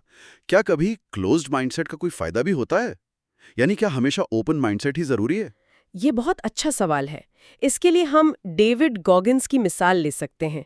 गॉगिन्स ने अपनी जिंदगी बदली, मोटापा खत्म किया और अनकॉमन अमंगस्ट अनकॉमन बन गया। उसने तो अपने दोस्तों से मिलना जुलना भी छोड़ दिया था ना? बिल्कुल। उसका फोकस इतना ज्यादा था कि उसका जहन बाकी दुनिया के लिए बंद हो चुका था।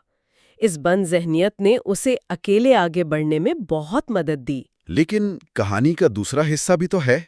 जब सील टीम 6 में शमूलियत का वक्त आया तो क्या हुआ? वही क्लोज माइंडसेट रुकावट बन गया। टीम के साथ राब्ता न होने और कंस्ट्रक्टिव फीडबैक को कबूल न करने की वजह से वो वहां शामिल नहीं हो सका। यानी अकेले तेज दौड़ना हो तो क्लोज माइंडसेट ठीक है, लेकिन टीम के साथ लंबा सफर करना हो तो सिर्फ खुला जहन ही काम आता है। एकदम ठीक।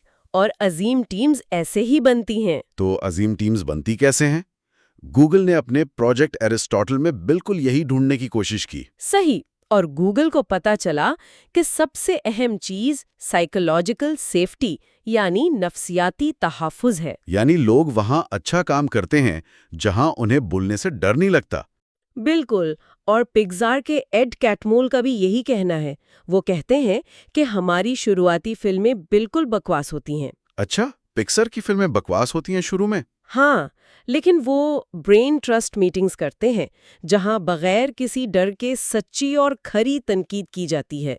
इस सच्ची तनकीद की वजह से कहानी निखरती है। لیکن عام کمپنیوں میں تو ایسا نہیں ہوتا۔ گیلپ کی تحقیق بتاتی ہے کہ اگر ملازمین محسوس کریں کہ ان کی رائے کی اہمیت ہے تو 95% لوگ محنت سے کام کرتے ہیں۔ لیکن حقیقت میں صرف 30% لوگ ہی ایسا محسوس کرتے ہیں، کیونکہ بڑے مینیجرز کی جذباتی ذہانت اکثر کم ہوتی ہے۔ جیسے تانیہ اور ایلن کی مثال۔ ایلن اپنی مینجمنٹ کی خرابیوں کو دیکھنے کے بجائے تانیہ کو فارغ کرنے کا سوچتا ہے، اپنی انا بچانے کے لیے ملبہ کسی اور پر ڈال دیتا ہے۔ اگر ہم اسے بڑی تصویر کے ساتھ جوڑیں تو سوال یہ پیدا ہوتا ہے کہ ذہنیت کو کھلا کیسے بنایا جائے؟ ہاں، عملی طور پر ہم کیا کر سکتے ہیں؟ چند عملی قدم ہیں۔ پہلا، خاموش رہیں اور جواب دینے سے پہلے رکیں، یعنی پاز کریں تاکہ امیگڈلا شانت ہو جائے۔ صحیح۔ اور دوسرا یہ کہ خود سے پوچھیں کیا ہو اگر میں غلط ہوں؟ بالکل۔ تیسرا قدم یہ ہے کہ فیصلے پر تنقید کے بجائے تجسس یعنی کیوریوسٹی اپنائیں، پتہ کریں کہ دوسرا شخص اس نتیجے تک کیسے پہنچا۔ اور چوتھا قدم؟ اپنے ذہن کے بکٹ یا بالٹی کا سائز بڑا کریں، تسلیم کریں کہ سیکھنے کو ابھی بہت کچھ ہے۔ اور پانچواں، وقت کا بہتر استعمال کریں۔ اسٹیفن کووی کے ٹائم مینجمنٹ میٹرکس کے مطابق کوادرنٹ 2 میں وقت گزاریں۔ یعنی ایسے کام جو اہم ہیں لیکن ہنگامی نہیں، تاکہ سخت ڈیڈ لائنز کی وجہ سے ذہن بند نہ ہو جائے، ہے نا؟ صحیح کہا، کیونکہ سٹریس اور جلدی دماغ کو بند کر دیتے ہیں۔ کیا ہے اس کا نتیجہ؟ یہ نکلتا ہے کہ کھلی ذہنیت صرف ایک نرم مزاج ہونا نہیں ہے، بلکہ یہ بہترین کارکردگی اور کامیابی کا اصل راز ہے۔ جو لوگ اپنی ذہنیت کو تبدیل نہیں کر سکتے، وہ زندگی میں کچھ بھی تبدیل نہیں کر سکتے۔ میں اس بحث کو ایک آخری سوچ آموز سوال پر ختم کرنا چاہوں گی۔ ہم اکثر دوسروں کے بند ذہن ہونے کی شکایت کرتے ہیں، لیکن کیا ہم نے کبھی اپنے ذہن پر لگے ان اندیکھے فلٹرز کو دیکھنے کی کوشش کی ہے جو ہماری اپنی سچائی کو دھندلا کر رہے ہیں؟ کامیابی اور ترقی ہمیشہ وہاں سے شروع ہوتی ہے جہاں ہمارا سکون یعنی کمفرٹ زون ختم ہوتا ہے۔ بہت ہی گہرا سوال ہے یہ۔ دیکھیں، اگر سننے والوں کو یہ بک کاسٹ اور اس میں چھپے عظیم خیالات پسند آئے ہیں تو کامنٹس میں اپنی پسندیدہ کتاب کا نام ضرور لکھیں تاکہ ہم اس پر بھی بات کر سکیں۔ یہ اس گہرے مطالعے کا آخری حصہ ہے۔ اس مطالعے کو اپنے دوستوں کے ساتھ شیئر کرنا، ویڈیو کو لائک کرنا اور چینل کو سبسکرائب کرنا ہرگز نہ بھولیں تاکہ سیکھنے اور آگے بڑھنے کا یہ سفر یہاں ختم نہ ہو۔ اگلے گہرے مطالعے تک کے لیے خدا حافظ۔ اچھا، ذرا ایک لمحے کے لیے تصور کریں، مطلب ایک بہت ہی سینسنی خیز منظر ہے۔ فٹ بال ورلڈ کپ کا فائنل چل رہا ہے، میچ بالکل برابر ہو چکا ہے اور اب آپ سمجھے کہ فیصلہ پینلٹی شوٹ آؤٹ پر ہونا ہے۔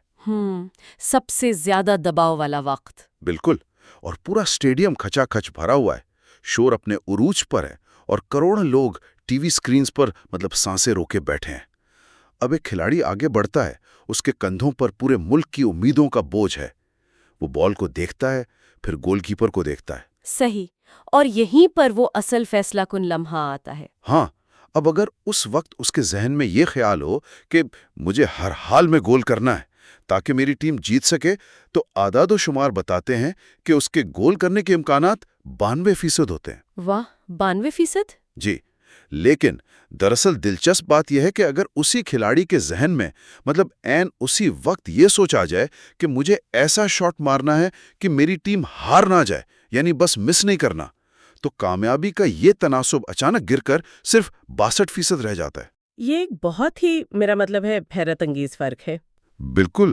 اب دیکھیں، دونوں صورتوں میں کھلاڑی تو وہی ہے نا، اس کی مہارت، اس کی ٹریننگ یا ٹیلنٹ میں تو کوئی فرق نہیں آیا۔ تو پھر فرق کس چیز کا ہے؟ میں تو یہی سوچتا ہوں کہ یہ فرق صرف ذہنیت کا ہے، یعنی آپ کے مائنڈ سیٹ کا۔ میں آپ کی اس بات سے 100% متفق ہوں۔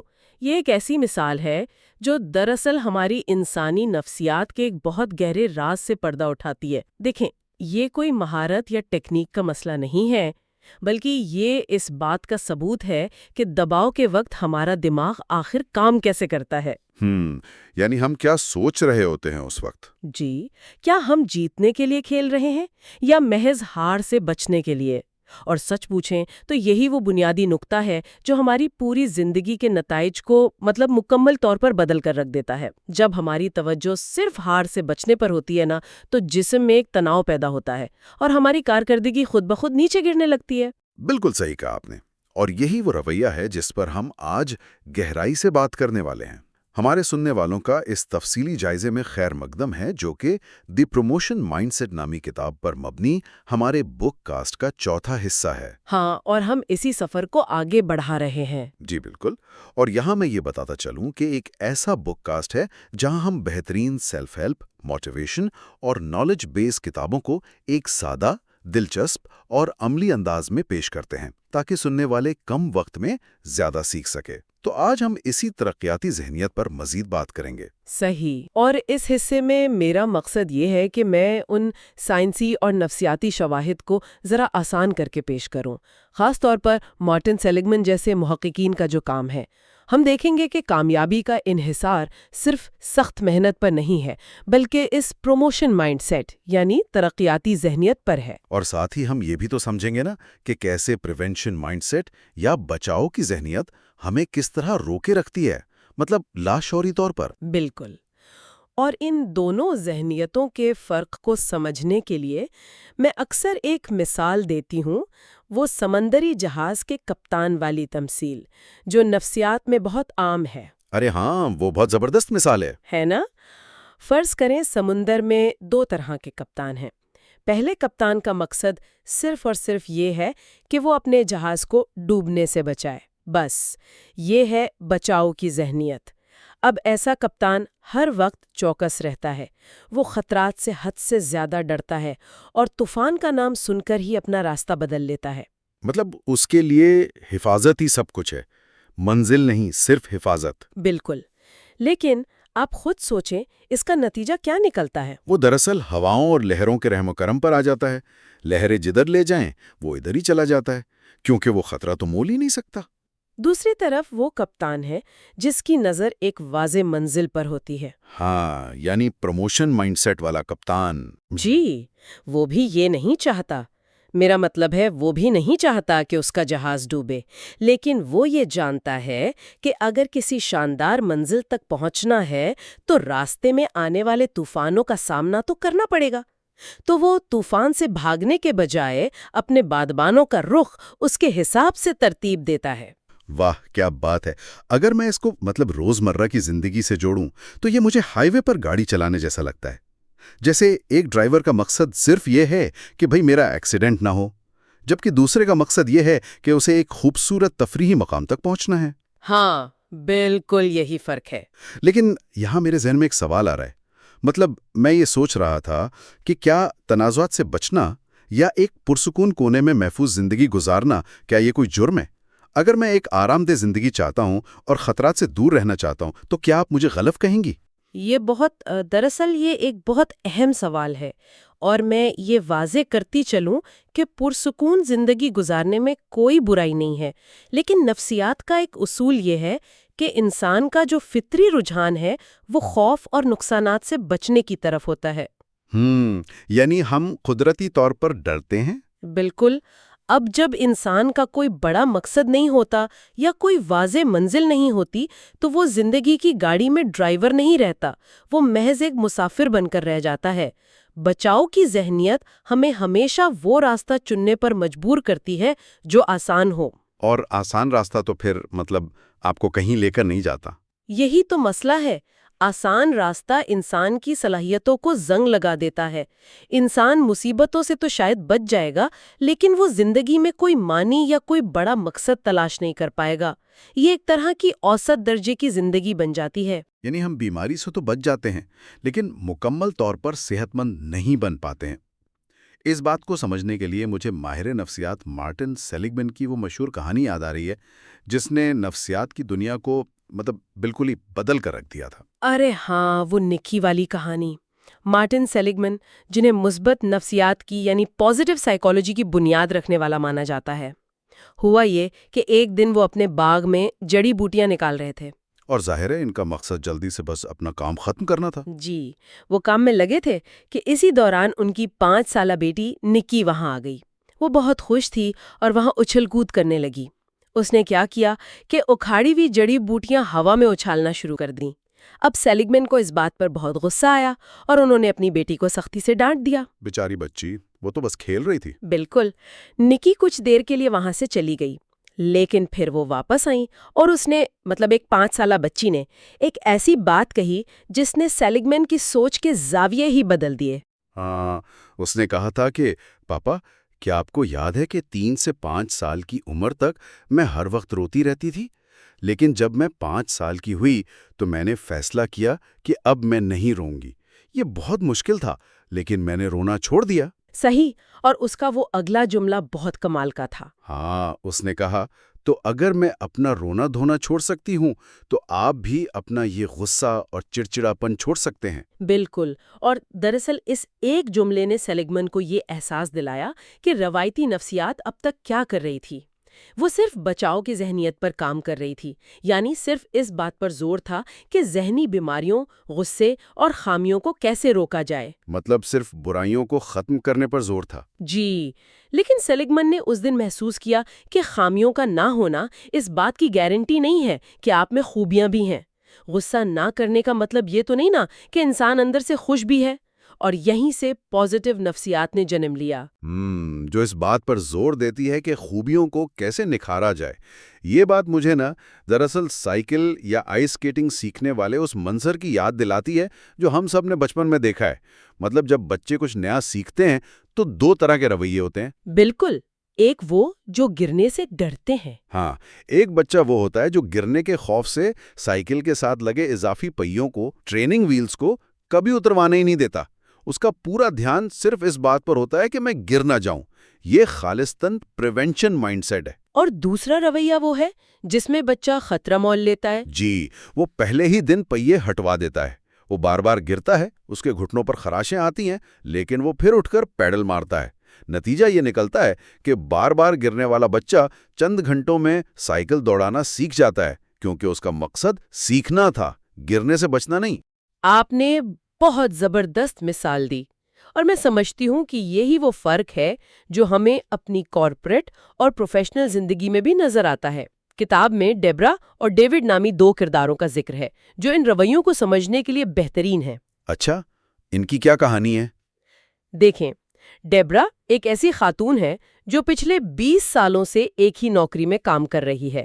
اس کا سارا دھیان صرف اس بات پر ہے کہ اس سے کوئی غلطی نہ ہو جائے تاکہ اس کی نوکری محفوظ رہے۔ وہ کسی قسم کی تبدیلی پسند نہیں کرتی۔ مطلب 20 سالوں میں اسے کوئی ترقی نہیں ملی ہوگی پھر تو؟ بالکل نہیں ملی۔ در حقیقت اگر دیکھا جائے تو اس کے پاس 20 سال کا تجربہ نہیں ہے، بلکہ 1 ہی سال کا تجربہ ہے جسے اس نے 20 بار دہرایا ہے۔ اس کے برعکس ڈیوڈ کی کہانی ہے۔ وہ کسٹمر کیئر کے محکمے میں کام کرتا تھا، لیکن اس کی نظر ہمیشہ آگے بڑھنے پر تھی۔ Promotion mind set. جی، اسے کمپنی میں ہیومن ریسورس کے نائب صدر کا عہدہ پیش کیا گیا۔ اب یہاں حیرانی کی بات یہ ہے کہ ڈیوڈ کے پاس HR کا کوئی تجربہ تھا ہی نہیں۔ 1 منٹ، تو کیا اس کا مطلب یہ ہے کہ HR کا تجربہ نہ ہونے کے باوجود وہ VP بن گیا؟ ایک عام انسان تو یہی سوچے گا کہ یہ بہت خطرناک ہے۔ کیا یہ کمپنی اور خود ڈیوڈ کے لیے ایک تباہ کن فیصلہ نہیں تھا؟ بظاہر تو واقعی ایسا ہی لگتا ہے۔ اگر کوئی بچاؤ کی ذہنیت والا انسان ہوتا تو وہ فوراً انکار کر دیتا۔ وہ سوچتا کہ مجھ سے غلطی ہو جائے گی اور جو نوکری میرے پاس ہے وہ بھی چلی جائے گی۔ لیکن ڈیوڈ جانتا تھا کہ ترقی ہمیشہ، میرا مطلب ہے وہ ہمیشہ غیر آرام دہ فیصلوں کے بعد ہی ملتی ہے۔ اس نے چیلنج قبول کر لیا۔ بالکل، اس نے خطرے کا تجزیہ کیا۔ اس نے اپنا فوکس اس بات پر رکھا کہ وہ کسٹمر کیئر میں لوگوں کے مسائل تو حل کرتا ہی تھا نا، تو اب وہ ملازمین کے مسائل حل کرے گا۔ اس نے خطرہ موڑ لیا اور شاندار کارکردگی دکھائی۔ وہ اپنی زندگی کا خود ڈرائیور تھا۔ لیکن کبھی کبھار یہ ترقیاتی ذہنیت مجھے لگتا ہے تھوڑی ایکسٹریم بھی ہو جاتی ہے۔ مطلب مصنفہ جین سونیرو کی مثال ہی لے لیں۔ وہ ایک بہت ہی خستہ حال گیراج میں رہتی تھیں، ان کے پاس بالکل پیسے نہیں تھے۔ ہاں، ان کی کہانی بہت مشہور ہے۔ جی، پھر انہوں نے یہ ترقیاتی ذہنیت اپنائی اور کروڑ پتی بن گئیں۔ مگر ان کی کہانی کا ایک حصہ مجھے دراصل پریشان کرتا ہے۔ انہوں نے ایک لائف کوچ کو ہائر کرنے کے لیے $60,000 کا قرض لیا، وہ بھی تب جب ان کے پاس کچھ نہیں تھا۔ تو کیا ہم لوگوں کو یہ مشورہ دے رہے ہیں کہ وہ قرض لے کر اندھے خطرات مول لیں؟ کیا یہ غیر ذمہ دارانہ نہیں ہے؟ میں آپ کا پوائنٹ سمجھ رہی ہوں، اور یہ انتہائی جائز سوال ہے۔ سطح پر دیکھنے سے واقعی لگتا ہے کہ یہ ایک بے وقوفانہ قدم تھا، لیکن اگر ہم نفسیات کی روح سے دیکھیں تو جن سیونیرو نے یہ قرض دراصل اپنے آپ پر ایک حساب شدہ سرمایہ کاری یعنی کیلکولیٹڈ انویسٹمنٹ کے طور پر لیا تھا۔ مطلب یہ کوئی اندھا جوا نہیں تھا؟ بالکل نہیں۔ پروموشن مائنڈ سیٹ والے لوگ یہ سمجھتے ہیں کہ اگر آپ کو اگلے درجے تک جانا ہے نا تو آپ کو اپنے ارد گرد ایک ایسا دباؤ پیدا کرنا پڑتا ہے جو آپ کو جمود سے باہر نکالے۔ جین جانتی تھیں کہ $60,000 واپس کرنے کا جو دباؤ ہے وہی انہیں مجبور کرے گا کہ وہ اپنی محدود سوچ سے باہر نکلیں۔ یہ اندھے خطرے اور ترقی کے لیے گئے خطرے میں فرق ہے۔ واہ، یہ نکتہ تو واقعی بہت اہم ہے، لیکن یہ کہانیاں تو بہت متاثر کن ہے۔ ایک عام انسان جو برسوں سے بچاؤ کی ذہنیت کا شکار ہے، وہ بیچارہ راتوں رات کیسے بدل سکتا ہے؟ کیا صرف مثبت سوچنے سے ذہنیت بدل جائے گی؟ سائنس اس بارے میں کیا کہتی ہے؟ صرف مثبت سوچنا کافی نہیں ہے، میں بتاتی ہوں۔ اس کے پیچھے باقاعدہ نیورو سائنس ہے۔ ہمارے دماغ کا وہ حصہ جو فیصلے کرتا ہے اسے پری فرنٹل کارٹیکس کہتے ہیں۔ سکین سے ثابت ہوا ہے کہ بچاؤ کی ذہنیت والے لوگوں کے دماغ کا دایاں حصہ زیادہ متحرک ہوتا ہے، جو خطرات اور خوف پر نظر رکھتا ہے۔ یعنی وہ ہر وقت الرٹ رہتے ہیں؟ جی، اسے ایمگڈالا، جو دماغ کا خوف کا مرکز ہے، وہاں سے مستقل سگنلز ملتے ہیں، جبکہ ترقیاتی ذہنیت والے لوگوں کا بایاں یعنی لیفٹ حصہ زیادہ متحرک ہوتا ہے۔ خوش قسمتی سے ہمارے دماغ میں نیورو پلاسٹسٹی کا عمل ہوتا ہے، جس کا مطلب ہے کہ ہم نئی عادتیں اپنا کر اپنے دماغ کی ساخت بدل سکتے ہیں۔ تو ہم اس بائیں حصے کو کیسے متحرک کر سکتے ہیں؟ مطلب کوئی پریکٹیکل طریقہ ہے اس کا؟ جی بالکل ہے۔ اس کا پہلا سائنسی طریقہ دی 5 منٹ جرنل ہے۔ اس میں انسان صبح اٹھ کے صرف 3 چیزیں لکھتا ہے جن کے لیے وہ شکر گزار ہے، اور 3 ایسے کام لکھتا ہے جو اس دن کو بہترین بنا سکتے ہیں۔ لیکن میرا مطلب ہے صرف 3 شکر گزاری کی باتیں لکھنے سے کیا واقعی دماغ کی ساخت بدل جاتی ہے؟ یہ تو کوئی بہت ہی عام سی بات لگ رہی ہے۔ اس کا بائیولوجیکل اثر بہت گہرا ہے۔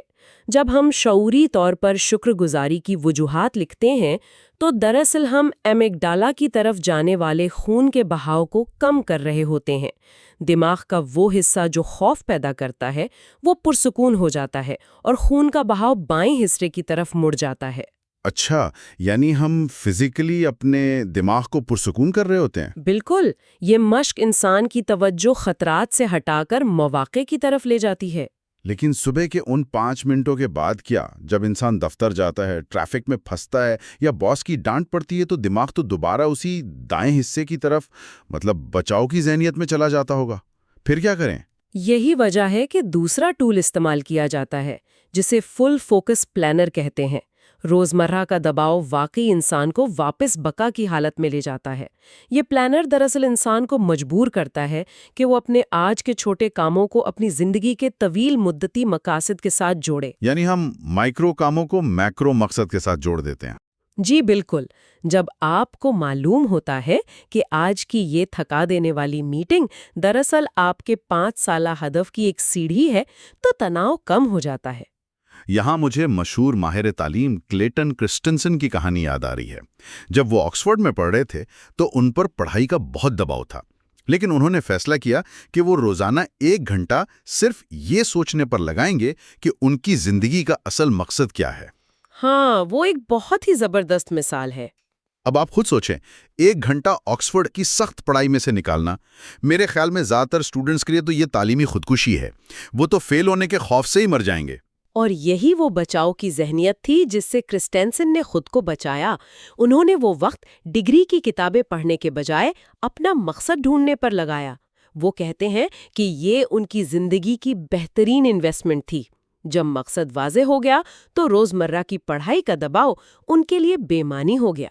بالکل، مقصد ملنے کے بعد رکاوٹیں چھوٹی لگتی ہیں۔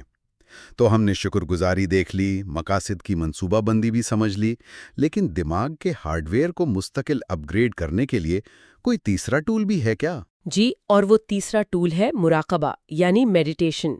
نیورو سائنٹسٹ رچرڈ ڈیوڈسن کی تحقیق بتاتی ہے کہ جو لوگ مراقبہ کرتے ہیں ان کے دماغ کا بایاں پری فرنٹل کارٹیکس جسمانی طور پر موٹا اور زیادہ فعال ہو جاتا ہے۔ یہ ہمارے دماغ کو ری پروگرام کرتا ہے تاکہ دباؤ کے وقت ہم منطقی فیصلے کر سکیں۔ ان تمام باتوں کا نچوڑ ہمیں ایمی پرڈی کی اس زندہ مثال میں نظر آتا ہے۔ ایمی 19 سال کی عمر میں گردن توڑ بخار کا شکار ہوئیں۔ ڈاکٹروں نے کہا کہ ان کے زندہ بچنے کے چانسز صرف 2% ہیں۔ انہیں اپنی دونوں ٹانگیں کٹوانی پڑیں اور سماعت بھی چلی گئی۔ ذرا سوچئے، ایسی حالت میں کسی بھی انسان کا رویہ کیا ہوتا؟ وہ دنیا سے کٹ جاتا۔ ہاں، ایمی بھی شروع میں ڈپریشن کا شکار ہوئیں، لیکن پھر انہوں نے اپنے آپ سے ایک سوال پوچھا کہ اگر میری زندگی ایک کتاب ہوتی اور میں خود اس کی مصنفہ ہوتی تو میں یہ کہانی کیسے لکھتی؟ واہ، اس ایک سوال نے ان کی نیورو پلاسٹیسٹی کو متحرک کر دیا۔ انہوں نے مصنوعی ٹانگوں کے ساتھ سنو بورڈنگ شروع کی اور بالآخر وہ پیرالمپکس کی عالمی چیمپئن بن گئیں۔ انہوں نے اپنی کہانی کا کنٹرول خود سنبھال لیا۔ تو اس سب کا اصل مطلب کیا ہے؟ اگر ہم آج کی ساری گفتگو کو سمیٹیں تو پروموشن مائنڈ سیٹ کوئی جادو نہیں ہے، یہ بس اس بات کا شعوری فیصلہ ہے کہ آپ اپنے موجودہ کردار سے بڑے بن کر ابھریں۔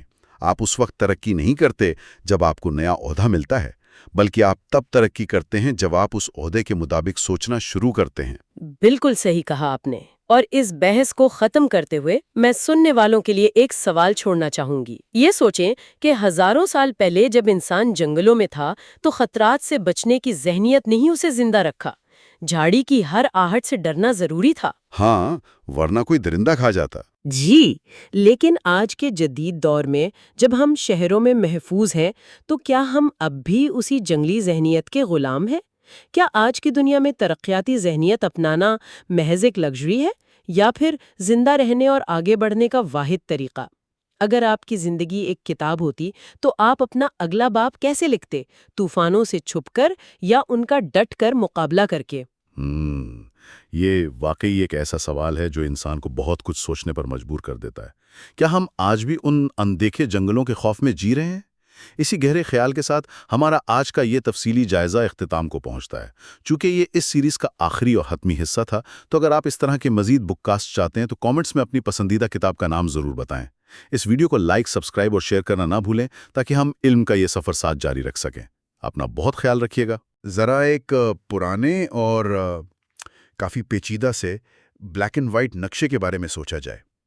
بظاہر وہ محض بے جان لکیروں اور نقطوں کا ایک الجھا ہوا جال محسوس ہوتا ہے۔ بالکل، مطلب اسے دیکھ کر کوئی خاص جذبہ بیدار نہیں ہوتا، بس ایک بورنگ سا تکنیکی خاکہ لگتا ہے۔ ہاں، بالکل ایسا ہی ہے نا، جیسے وہ کسی پرانی الماری میں پڑا بس دھول چاٹ رہا ہو۔ لیکن ذرا یہ تصور کیا جائے کہ کوئی اس نقشے کو لے، اس پر گہرائی سے کام کرے اور اسے ایک شاندار 3D تجربے میں بدل دے۔ ارے واہ، 3D تجربہ، یعنی اسے پوری طرح زندہ کر دے؟ بالکل، ایک ایسا تجربہ جس میں ان راستوں پر چلنے کا احساس ہو، وادیوں کی گہرائی کا اندازہ لگایا جا سکے اور پہاڑوں کی بلندی کو باقاعدہ محسوس کیا جا سکے۔ ایک ایسا منظر جو صرف آنکھوں کو نہیں بلکہ سیدھا احساس کو چھو لے۔ یہ تو واقعی ایک زبردست تبدیلی ہوگی، اور میرا خیال ہے آج کی گفتگو کا محور بھی کچھ ایسا ہی ہے۔ جی بالکل، آج کے اس تفصیلی جائزے میں ہم بالکل ایسے ہی ایک حیرت انگیز عمل کو سمجھنے کی کوشش کریں گے۔ ہمارے سامنے جو مواد ہے اس کا عنوان ہے "the master architect of Urdu storytelling scripts". بہت ہی دلچسپ عنوان ہے۔ ہاں، اور اس نشست کا بنیادی مشن یہ جاننا ہے کہ کس طرح جدید دور کی تکنیکی مہارتوں، خاص طور پر پرومپٹ انجینئرنگ اور کہانی سنانے کے صدیوں پرانے روایتی فن کو آپس میں ملا کر ایسا آڈیو مواد تخلیق کیا جاتا ہے جو معلومات کو انتہائی پرکشش بنا دیتا ہے۔ دیکھیں، یہ نقشے والی تشبیہ صورتحال کو سمجھنے کے لیے بہترین ہے۔ آج کے دور کا سب سے بڑا المیہ معلومات کی کمی نہیں ہے، بلکہ معلومات کی بھرمار ہے۔ صحیح کہا، ہر طرف بس معلومات ہی معلومات ہے۔ بالکل، ہر روز بے تحاشا متن تخلیق ہو رہا ہے، لیکن وہ سارا متن اسی بلیک اینڈ وائٹ نقشے کی طرح بالکل بے جان ہے۔ اگر معلومات کو محض حقائق کی ایک لمبی فہرست کے طور پر پیش کیا جائے تو توجہ برقرار رکھنا ناممکن ہو جاتا ہے۔ ہاں نا، کون سنے گا اتنی لمبی چوڑی بورنگ باتیں؟ یہی تو بات ہے۔ اس لیے معلومات کو پرکشش بنانا اب محض کوئی خوبی نہیں رہی، بلکہ یہ علم کو زندہ رکھنے کی ایک لازمی شرط بن چکی ہے۔ اور اس دستاویز میں جس ماسٹر آرکیٹیکٹ کا ذکر کیا گیا ہے وہ کوئی خیالی کردار نہیں ہے۔ اچھا، تو پھر یہ کیا ہے؟ مطلب یہ ایک منظم، سائنسی اور تخلیقی طریقہ کار ہے جو خشک معلومات کو ایک ایسی کہانی میں بدل دیتا ہے جسے سن کر انسان واقعی دنگ رہ جائے۔ تو اس شاندار 3D تجربے کو تخلیق کرنے کے لیے کن مہارتوں کی ضرورت ہوتی ہے؟ یہ سوال قدرتی طور پر ہمیں دستاویز کے پہلے اور سب سے اہم حصے کی طرف لے جاتا ہے۔ بالکل، ہمیں اس کی بنیاد کو سمجھنا ہوگا۔ ذرا اسے تفصیل سے سمجھتے ہیں۔ اگر ایک بہترین اور جاندار آڈیو اسکرپٹ بنانا مقصود ہو تو اس کی بنیادیں کن چیزوں پر کھڑی ہیں؟ کیونکہ بظاہر یہ ایک بہت ہی پیچیدہ عمل لگتا ہے۔ پیچیدہ ضرور ہے، لیکن اگر اس کے اجزاء کو الگ الگ کر کے دیکھا جائے تو اس کی منطق بڑی آسانی سے سمجھ میں آ جاتی ہے۔ فراہم کردہ مواد میں بہت واضح انداز میں 4 بنیادی کرداروں کی نشاندہی کی گئی ہے۔ 4 بنیادی کردار؟ ہاں، جنہیں ایک ماسٹر آرکیٹیکٹ اپنے اندر سموتا ہے۔ یہ کوئی ایک مہارت نہیں ہے، بلکہ 4 مختلف مہارتوں کا ایک انتہائی نپا تلا امتزاج ہے۔ زبردست! تو یہ 4 مہارتیں کون کون سی ہیں؟ پہلا کردار ایک پروفیشنل اردو اسکرپٹ رائٹر کا ہے، جو زبان کی نزاکتوں، محاوروں اور جملوں کی بنت پر مکمل عبور رکھتا ہے۔ جو کہ ظاہر ہے اردو اسکرپٹ کے لیے بہت ضروری ہے۔ بالکل، وہ جانتا ہے کہ کس لفظ کے انتخاب سے کون سا تاثر پیدا ہوگا۔ پھر دوسرا کردار ہے بک سمری ایکسپرٹ، یعنی کتابوں کے خلاصے کے ماہر کا۔ اچھا، یعنی جو طویل معلومات کو سمیٹتا ہے۔ صحیح سمجھے آپ۔ اس کا کام طویل، پھکری ہوئی اور پیچیدہ معلومات کے انبار میں سے وہ ہیرے تلاش کرنا ہے جو کہانی کی اصل جان ہے۔ وہ جانتا ہے کہ کیا رکھنا ہے اور اس سے بھی اہم بات یہ کہ کیا نکال دینا ہے۔ یعنی پہلے 2 کردار تو مواد کو چھانٹنے اور اسے لکھنے کے حوالے سے ہو گئے، اور باقی 2 کردار کون سے ہیں؟ فاز جب ادا ہوں گے تو کیسے لگیں گے؟ مطلب آواز کا اتار چڑھاؤ اور یہ سب۔ بالکل بالکل، کس لفظ پر کتنا زور دینا ہے، کہاں ایک سنسنی خیز خاموشی اختیار کرنی ہے، اور لہجہ کیسا ہوگا۔ اور چوتھا، جو کہ سب سے جدید اور شاید سب سے حیرت انگیز کردار ہے، وہ ایک ایڈوانسڈ پرومپٹ انجینئر کا ہے۔ Prompt engineer? ارے واہ، یہ تو بالکل ہی مختلف فیلڈ آ گئی۔ ہاں، اور ان 4 کو ملانے کا مقصد محض کچھ خوبصورت الفاظ لکھ دینا نہیں ہے، بلکہ یہ علم کو منظم کرنے، اسے ایک خاص شکل دینے اور سننے والوں کے ذہنوں میں ایک ایسا خاکہ بنانے کی تکنیک ہے جو انہیں آخر تک باندھے رکھے۔ ذرا یہاں رکتے ہیں کیونکہ اس مقام پر میرے ذہن میں ایک بہت بڑا سوال پیدا ہو رہا ہے۔ جی ضرور پوچھیں۔ جب ان 4 کرداروں کو ایک ہی جگہ، ایک ہی شخص یا ایک ہی نظام میں اکٹھا کرنے کی بات ہوتی ہے تو کیا یہ ایک ہی وقت میں فلم کا ہدایت کار، مرکزی اداکار اور اسپیشل ایفیکٹس کی ٹیم بننے کے مترادف نہیں ہے؟ یہ آپ نے بہت اچھی تشبیہ دی ہے۔ شکریہ، لیکن اس سے بھی بڑی بات جو ذہن میں بار بار کھٹکتی ہے وہ یہ چوتھا کردار، یعنی پرومپٹ انجینئرنگ۔ مطلب کہانی سنانا تو ایک خالص انسانی احساس ہے نا؟ بالکل، اس میں کوئی شک نہیں۔ اس میں جذبات ہوتے ہیں، ہمدردی ہوتی ہے، دکھ اور خوشی ہوتی ہے۔ تو کیا پرومپٹ انجینئرنگ جیسی خالص ٹیکنیکی، مشینی اور الگورتھم پر مبنی چیز کہانی کے قدرتی اور جذباتی پہلو کو مشینی یا روبوٹک نہیں بنا دیتی؟ یہ واقعی سوچنے والی بات ہے۔ جذبات کو تو انجینئر نہیں کیا جا سکتا نا۔ ایک مشین کو کیسے بتایا جا سکتا ہے کہ یہاں اداسی محسوس کرنی ہے؟ میں سمجھ رہی ہوں آپ کا اشارہ کس طرف ہے۔ یہ ایک زبردست اور انتہائی جائز اعتراض ہے۔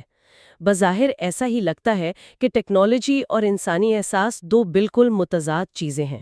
ہاں، عام طور پر تو نہیں سمجھا جاتا ہے۔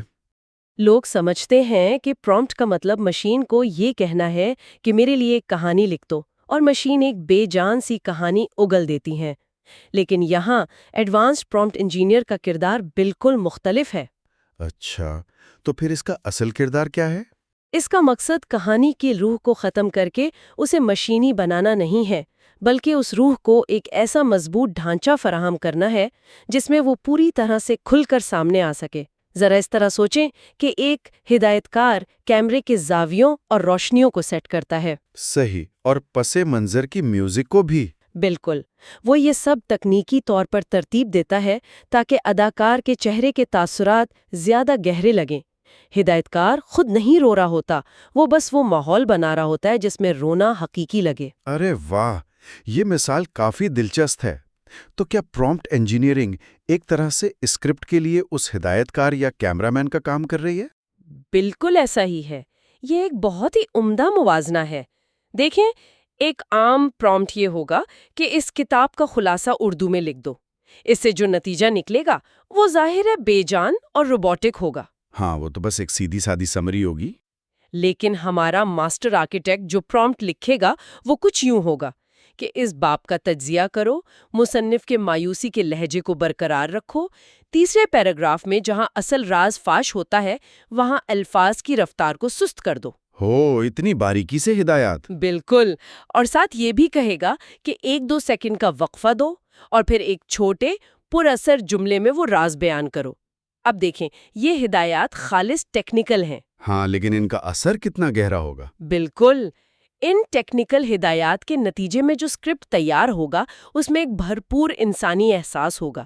یہ مشین کو احساس نہیں سکھا رہا بلکہ مشین کو وہ گرامر سکھا رہا ہے جس کے ذریعے انسانی جذبات بہترین انداز میں ظاہر ہوتے ہیں۔ اب بات پوری طرح سمجھ میں آ رہی ہے، یعنی ٹیکنالوجی احساس کو دبا نہیں رہی بلکہ اسے زیادہ مؤثر انداز میں پیش کرنے کا ایک ذریعہ بن رہی ہے۔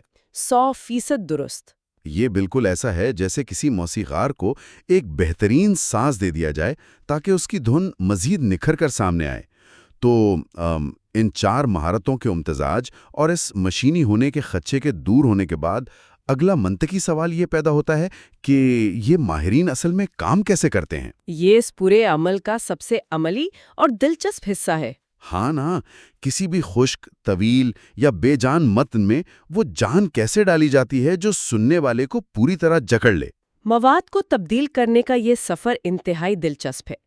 فراہم کردہ ہدایات میں ایک واضح اور قطعی ہدف دیا گیا ہے، اور وہ ہے کسی بھی کتاب یا اسکرپٹ کو ایک طاقتور، جذباتی طور پر پرکشش اور آڈیو کے لیے سازگار مواد میں تبدیل کرنا۔ آڈیو کے لیے سازگار، جسے ہم آڈیو فرینڈلی بھی کہتے ہیں۔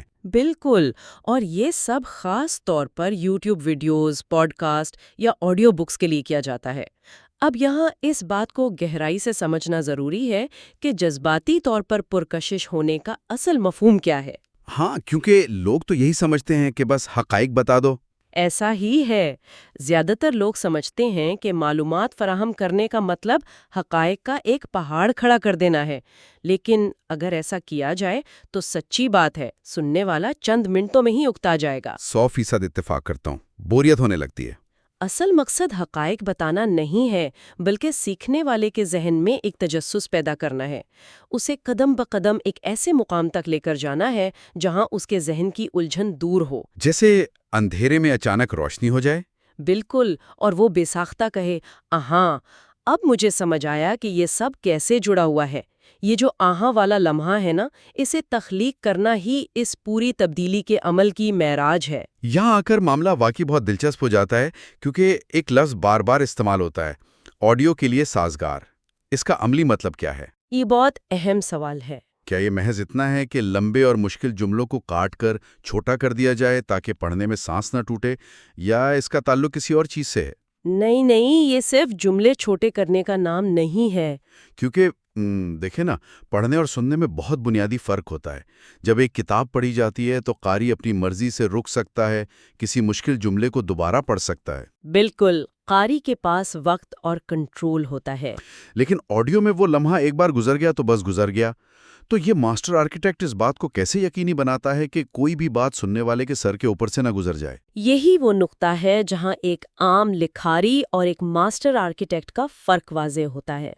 جیسا کہ آپ نے کہا، پڑھنے اور سننے کا تجربہ ایک دوسرے سے قطعی مختلف ہے۔ ہاں، ذہن الگ طرح سے کام کرتا ہے دونوں میں سے۔ لیکن آڈیو ایک سیدھے اور ایک ہی سمت میں چلنے والے راستے کی طرح ہے۔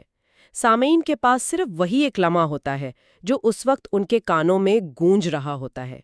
اگر وہ لمحہ ضائع ہو گیا تو پوری کہانی کا ربط ٹوٹ جائے گا۔ بالکل، دھیان بٹا اور کہانی ختم۔ اس لیے آڈیو کے لیے سازگار ہونے کا مطلب صرف جملوں کو کاٹ کر چھوٹا کرنا ہرگز نہیں ہے۔ تو پھر ایک پیچیدہ خیال کو آڈیو کے لیے کیسے ڈھالا جاتا ہے؟ کیا ہم اس کی کوئی عملی مثال دیکھ سکتے ہیں؟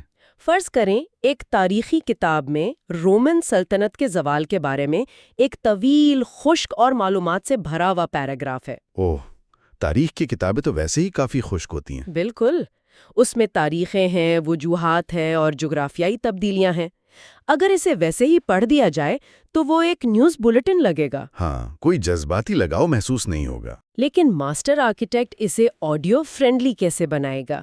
وہ سب سے پہلے اس پیچیدہ پیراگراف کو چھوٹے، ہضم ہونے والے حصوں میں تقسیم کرے گا۔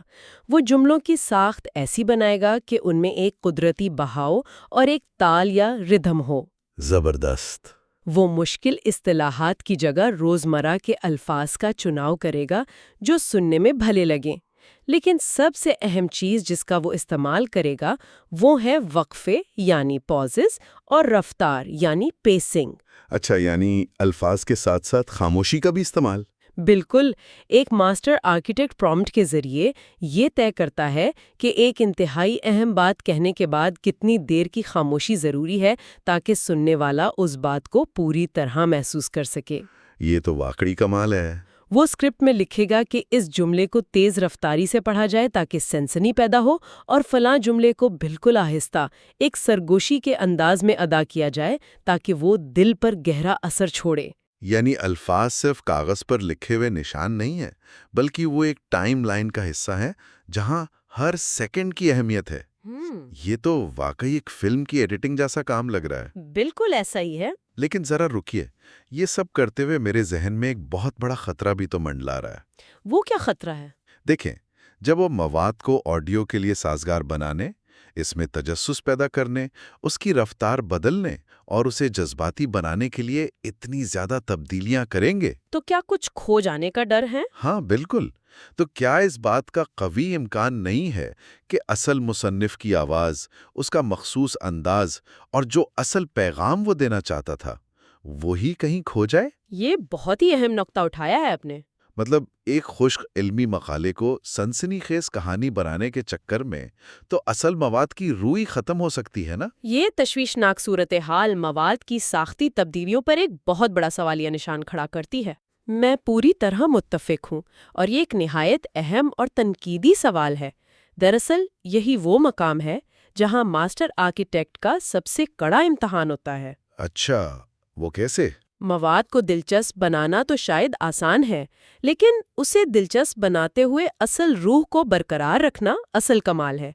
فراہم کردہ دستاویز میں اس حوالے سے جو اصول یا ہدایت دی گئی ہے وہ انتہائی سخت، واضح اور کسی بھی قسم کی لچک سے پاک ہے۔ یعنی اس پر کوئی سمجھوتا نہیں ہو سکتا؟ بالکل نہیں، یہ ایک طرح کا سنہری اصول ہے۔ دستاویز واضح طور پر ہدایت کرتی ہے کہ فراہم کردہ مواد کا بغور تجزیہ کریں اور اس کے لہجے، لکھنے کے انداز، ساخت، ارادے اور پیغام کو پوری طرح سمجھیں۔ اور پھر لکھا ہے کہ اسلوب کو ہرگز تبدیل یا سادہ نہ کریں جب تک کہ خاص طور پر ایسا کرنے کی ہدایت نہ دی جائے۔ یعنی آرکیٹیکٹ کے پاس یہ اختیار نہیں ہے کہ وہ اپنی مرضی سے مزاحیہ مواد کو سنجیدہ بنا دے یا سنجیدہ مواد کو مزاحیہ کر دے۔ بالکل۔ لیکن یہ تو ایک تضاد لگتا ہے نا۔ ایک طرف کہا جا رہا ہے کہ مواد کو پرکشش اور آڈیو فرینڈلی بنائیں، جو کہ ظاہر ہے تبدیلی کا تقاضا کرتا ہے، اور دوسری طرف کہا جا رہا ہے کہ اسلوب کو ہرگز تبدیل نہ کریں۔ یہ دونوں کام ایک ساتھ کیسے ہو سکتے ہیں؟ بظاہر یہ واقعی ایک تضاد لگتا ہے، لیکن در حقیقت یہ ایک بہت گہرا نفسیاتی اور تجزیاتی نظام و ضبط ہے۔ آڈیو فرینڈلی بنانے کا مطلب معلومات کی ترتیب اور جملوں کے بہاؤ کو بہتر بنانا ہے، صحیح۔ جبکہ اسلوب کو برقرار رکھنے کا تعلق اس جذبے اور ارادے سے ہے جس کے ساتھ وہ بات کہی گئی تھی۔ یہ اصول دراصل ایمپیتھی یا ہمدردی اور تجزیاتی سوچ کی معراج ہے۔ یعنی خود کو مصنف کی جگہ رکھ کر سوچنا؟ بالکل ایسا ہی ہے۔ ایک ماسٹر آرکیٹیکٹ کے لیے سب سے بڑا چیلنج اپنی مہارت کا مظاہرہ کرنا نہیں ہے، بلکہ اپنی انا، اپنی انفرادیت اور اپنے لکھنے کے فطری انداز کو پس پش ڈالنا ہے۔ یہ تو کافی مشکل کام ہوگا۔ بہت مشکل ہے۔ اپنا اسکرپٹ لکھنے سے پہلے اسے اصل مصنف کے ذہن کو پڑھنا ہوتا ہے۔ اسے یہ سمجھنا ہوتا ہے کہ جب مصنف نے یہ بات لکھی تو کیا وہ غصے میں تھا، کیا وہ طنزیہ بات کر رہا تھا، یا وہ ایک اداس اور فلسفیانہ انداز میں کوئی حقیقت بیان کر رہا تھا۔ اور پھر ان جذبات کو اسکرپٹ کا حصہ بنانا ہوتا ہے۔ بالکل، وہ مصنف کے دماغ میں اتر کر ان جذبات کو سمجھتا ہے اور پھر پرومپٹ انجینئرنگ اور اسکرپٹ رائٹنگ کی وہ ساری ٹیکنیکیں جو ہم نے ڈسکس کی اسی مخصوص لہجے کی حدود کے اندر رہتے ہوئے استعمال کرتا ہے۔ ارے واہ! وہ الفاظ کی ترتیب بدل سکتا ہے تاکہ سننے میں آسانی ہو، لیکن وہ مصنف کا غصہ یا اس کا طنز نہیں بدلے گا۔ یہ عمل تو مجھے بالکل ایسا ہی محسوس ہوتا ہے جیسے کوئی ماہر فنکار کسی صدیوں پرانی کلاسک پینٹنگ کو بحال کرنے یا اسے ریسٹور کرنے کا کام کر رہا ہو۔ بہت ہی خوبصورت تشبیہ ہے، بالکل ایسا ہی ہے۔ مطلب وہ انتہائی احتیاط کے ساتھ اس پینٹنگ پر جمی ہوئی صدیوں کی دھول کو صاف کرتا ہے، اس کی دراڑوں کو بھرتا ہے اور اس پر ایک خاص کیمیکل لگاتا ہے تاکہ لوگ اس کے اصل رنگوں اور اس کی اصل چمک کو بالکل ویسے دیکھ سکیں جیسی وہ بنتے وقت تھی۔ بالکل، لیکن وہ کبھی بھی اس پینٹنگ پر اپنے نئے اور ماڈرن رنگ نہیں چڑھاتا۔ ہاں، وہ اس میں اپنی طرف سے کوئی نیا کردار شامل نہیں کرتا۔ وہ ایسا اس لیے نہیں کرتا کیونکہ وہ جانتا ہے کہ اگر اس نے ایسا کیا تو اس شاہکار میں سے اصل مصنف کی روح، اس کی تاریخ اور اس کا وہ منفرد احساس ہمیشہ کے لیے ختم ہو جائے گا۔ کمال کی بات کی ہے آپ نے۔ ماسٹر آرکیٹیکٹ بھی اصل مصنف کی تحریر کو چمکاتا ضرور ہے، اس کی دھول جھاڑ کر اسے آج کے دور کے سامعین کے حساب سے پیش ضرور کرتا ہے، لیکن وہ اس کی بنیادی روح اور ڈی این اے کو ہرگز نہیں چھڑتا۔ یہ بحالی کرنے والے فنکار کی تشبیہ 100% درست ہے۔ ماسٹر آرکیٹیکٹ کا کام بھی اصل کو نکھارنا اور اس کی حفاظت کرنا ہے، نہ کہ اسے مسخ کر کے کچھ نیا بنا دینا۔ اور میرے خیال میں ایسا کرنا نفسیاتی طور پر بھی بہت تھکا دینے والا کام ہوگا۔ بے شک، نفسیاتی طور پر اپنے آپ کو اس حد تک محدود رکھنا ایک بہت مشکل کام ہے۔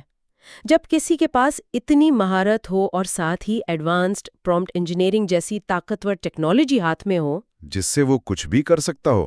ہاں، جس کے ذریعے وہ منٹوں میں پوری کہانی کا رخ موڑ سکتا ہو، تو اپنے آپ کو روکنا، ایک دائرے میں قید رکھنا اور اصل مصنف کے اسلوب کا سختی سے پابند رہنا ایک بہت بڑے ذہنی نظم و ضبط کا تقاضا کرتا ہے۔ واقعی؟ یہی اصول اس بات کی ضمانت دیتا ہے کہ چاہے مواد کو کتنا ہی آڈیو فرینڈلی، سنسنی خیز یا دلکش کیوں نہ بنا دیا جائے، سننے والے کے دل تک بالکل وہی پیغام اور وہی احساس پہنچے گا جو اصل مصنف ان تک پہنچانا چاہتا تھا۔ ٹیکنالوجی یہاں مصنف کی آواز کو دباتی نہیں، بلکہ اسے ایک میگا فون مہیا کرتی ہے۔ تو ان تمام اصولوں، مہارتوں کی پیچیدگیوں اور مواد کی روح کو بچانے کی ان تمام احتیاطوں پر تفصیلی بحث کے بعد اب وقت آ گیا ہے کہ اس گفتگو کو سمیٹا جائے اور اس کے حتمی نتیجے پر غور کیا جائے۔ جی، یہ بہت ضروری ہے۔ یہ سب جاننا، ایک ماسٹر آرکیٹیکٹ کے یہ 4 بنیادی کردار، بے جان متن کو جذبات سے بھرپور کہانی میں بدلنے کا یہ تکنیکی عمل اور اصل اسلوب کی حفاظت کا یہ سخت ترین سنہری اصول، یہ سب آج کے اس تیز رفتار دور میں اتنی اہمیت کیوں رکھتا ہے؟ دیکھیں، اس پورے طریقہ کار کی عملی اور سماجی اہمیت کا اندازہ لگانا بہت ضروری ہے۔ بالکل، اس سارے ٹیکنیکی اور تخلیقی عمل کا انسانیت کے اجتماعی علم کو کیا فائدہ ہے؟ فائدہ بہت بڑا ہے۔ آج کی دنیا میں جہاں ہر شخص کے ہاتھ میں ایک سمارٹ فون ہے اور جہاں ہم ہمہ وقت ٹک ٹاک، فیس بک اور لا تعداد نوٹیفیکیشنز کے نشانے پر ہیں، انسانی توجہ کا دورانیہ یا اٹینشن سپین خطرناک حد تک کم ہو چکا ہے۔ ہاں، لوگ تو 10 سیکنڈ کی ویڈیو بھی پوری نہیں دیکھ پاتے۔ بالکل، ہم معلومات کی ایک ایسی دھند میں جی رہے ہیں جہاں کچھ بھی یاد رکھنا مشکل ہو گیا ہے۔ ایسے میں علم کو تیزی سے لیکن ساتھ ہی پوری گہرائی، درستی اور جذبے کے ساتھ حاصل کرنے کے لیے اس طرح کی تبدیلی ناگزیر ہے۔ یعنی اب علم کو بھی نئے تقاضوں کے مطابق ڈھلنا ہوگا؟ 100%۔ علم چاہے وہ کتنا ہی اعلیٰ کیوں نہ ہو، صرف اسی صورت میں کارآمد ہوتا ہے جب اسے بغیر کسی ذہنی بوجھ کے ایک دلچسپ اور پرکشش انداز میں سمجھا اور ہضم کیا جا سکے۔ اور یہ ماسٹر آرکیٹیکٹ کا طریقہ کار اسی ضرورت کو پورا کرتا ہے۔ جی بالکل، یہ پیچیدہ، بوجھل اور خشک معلومات کو اس دور کے انسان کے لیے قابل فہم بنانے کا سب سے بہترین اور طاقتور ذریعہ ہے۔ یہ اس بات کو یقینی بناتا ہے کہ انسانیت کا قیمتی علم، پرانی کتابیں اور اہم تحقیقات کہیں دھول نہ چاٹتی رہیں۔ बल्कि वो एक ऐसे फॉर्मेट में ढल जाएं जिसे सुनकर लोग न सिर्फ समझ सकें बल्कि उसे अपनी जिंदगियों का हिस्सा बना सकें। और ये महज इल्म को एक मीडियम से दूसरे मीडियम में मुंतकिल करने का कोई सीधा साधा तरीका नहीं है। बिल्कुल नहीं, ये इससे कहीं बढ़कर है। ये इल्म को जिंदा रखने, उसे धड़कने और सांस लेने का मौका देने का एक इंतहाई जदीद और तख्लीकी मैकेनिज्म है। अगर हम इस गुफ्तगू के शुरू में दी गई 3D नक्शे और फिर उस पुरानी क्लासिक पेंटिंग की बहारी वाली तशबीहात को एक साथ मिलाकर देखें तो ये मास्टर आर्किटेक्ट दरअसल महज एक तकनीकी माहिर नहीं है। हाँ, वो एक पुल की तरह है। बिल्कुल, वो हमारे माजी के बिखरे हुए इल्म, मौजूदा दौर की जदीद तरीन टेक्नोलॉजी और मुस्तकबिल के सामीन के दरमियान एक निहायत मजबूत पुल का काम कर रहा है। वो मालूमात को ज़ाया होने से बचा रहा है। और इसी पुल पर खड़े होकर अगर इस पूरे अमल को एक वसी तर तनाजुर में देखा जाए तो ये मुस्तकबिल के बारे में कुछ बहुत ही गहरे और शायद कदरे परेशान कुन सवालात को भी जन्म देता है। हाँ, और यही वो मकाम है जहां हम अपनी आज की इस तफसीली गुफ्तगू को इख्तिताम की तरफ ले जाते हुए एक बहुत ही गहरा और फिक्र अंगेज सवाल छोड़ना चाहेंगे। वो सवाल क्या है? यहाँ एक ऐसा सवाल उभरता है जिस पर गहराई से गौर करने की जरूरत है कि अगर आज के दौर में एक एडवांस्ड प्रॉम्प्ट इंजीनियर और एक प्रोफेशनल स्क्रिप्ट राइटर मिलकर किसी भी मुसन्निफ के लहजे, उसके फिलसफियाना अंदाज और उसके पेचीदा तरीन एहसास की इतनी मुकम्मल और बेऐब नकल कर सकते हैं, और वो भी बगैर असल मवाद को नुकसान पहुंचाए। हाँ, कि वो असल मवाद को जरा सा भी बदले बगैर उसे एक बेहतरीन, पुरकशिश और जिंदा ऑडियो कहानी में ढाल दें, तो क्या मुस्तकबिल में कहानी सुनाने के इस कदीम फन का इन्हिसार उन असल मुसन्निफीन पर कम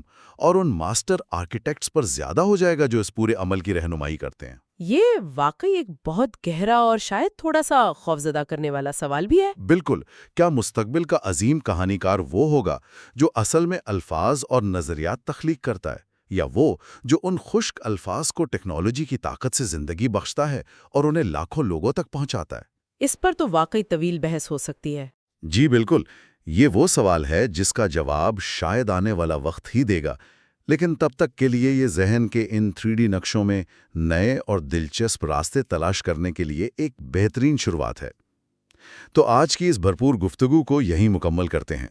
अपने वक्त को कीमती बनाएं। रोज नई किताबों के नॉलेज और सेल्फ ग्रोथ के लिए बुक कास्ट को सब्सक्राइब करें, वीडियो लाइक और शेयर करें, क्योंकि आपका एक शेयर किसी की जिंदगी बदल सकता है और ये आपका सबसे अच्छा काम होगा।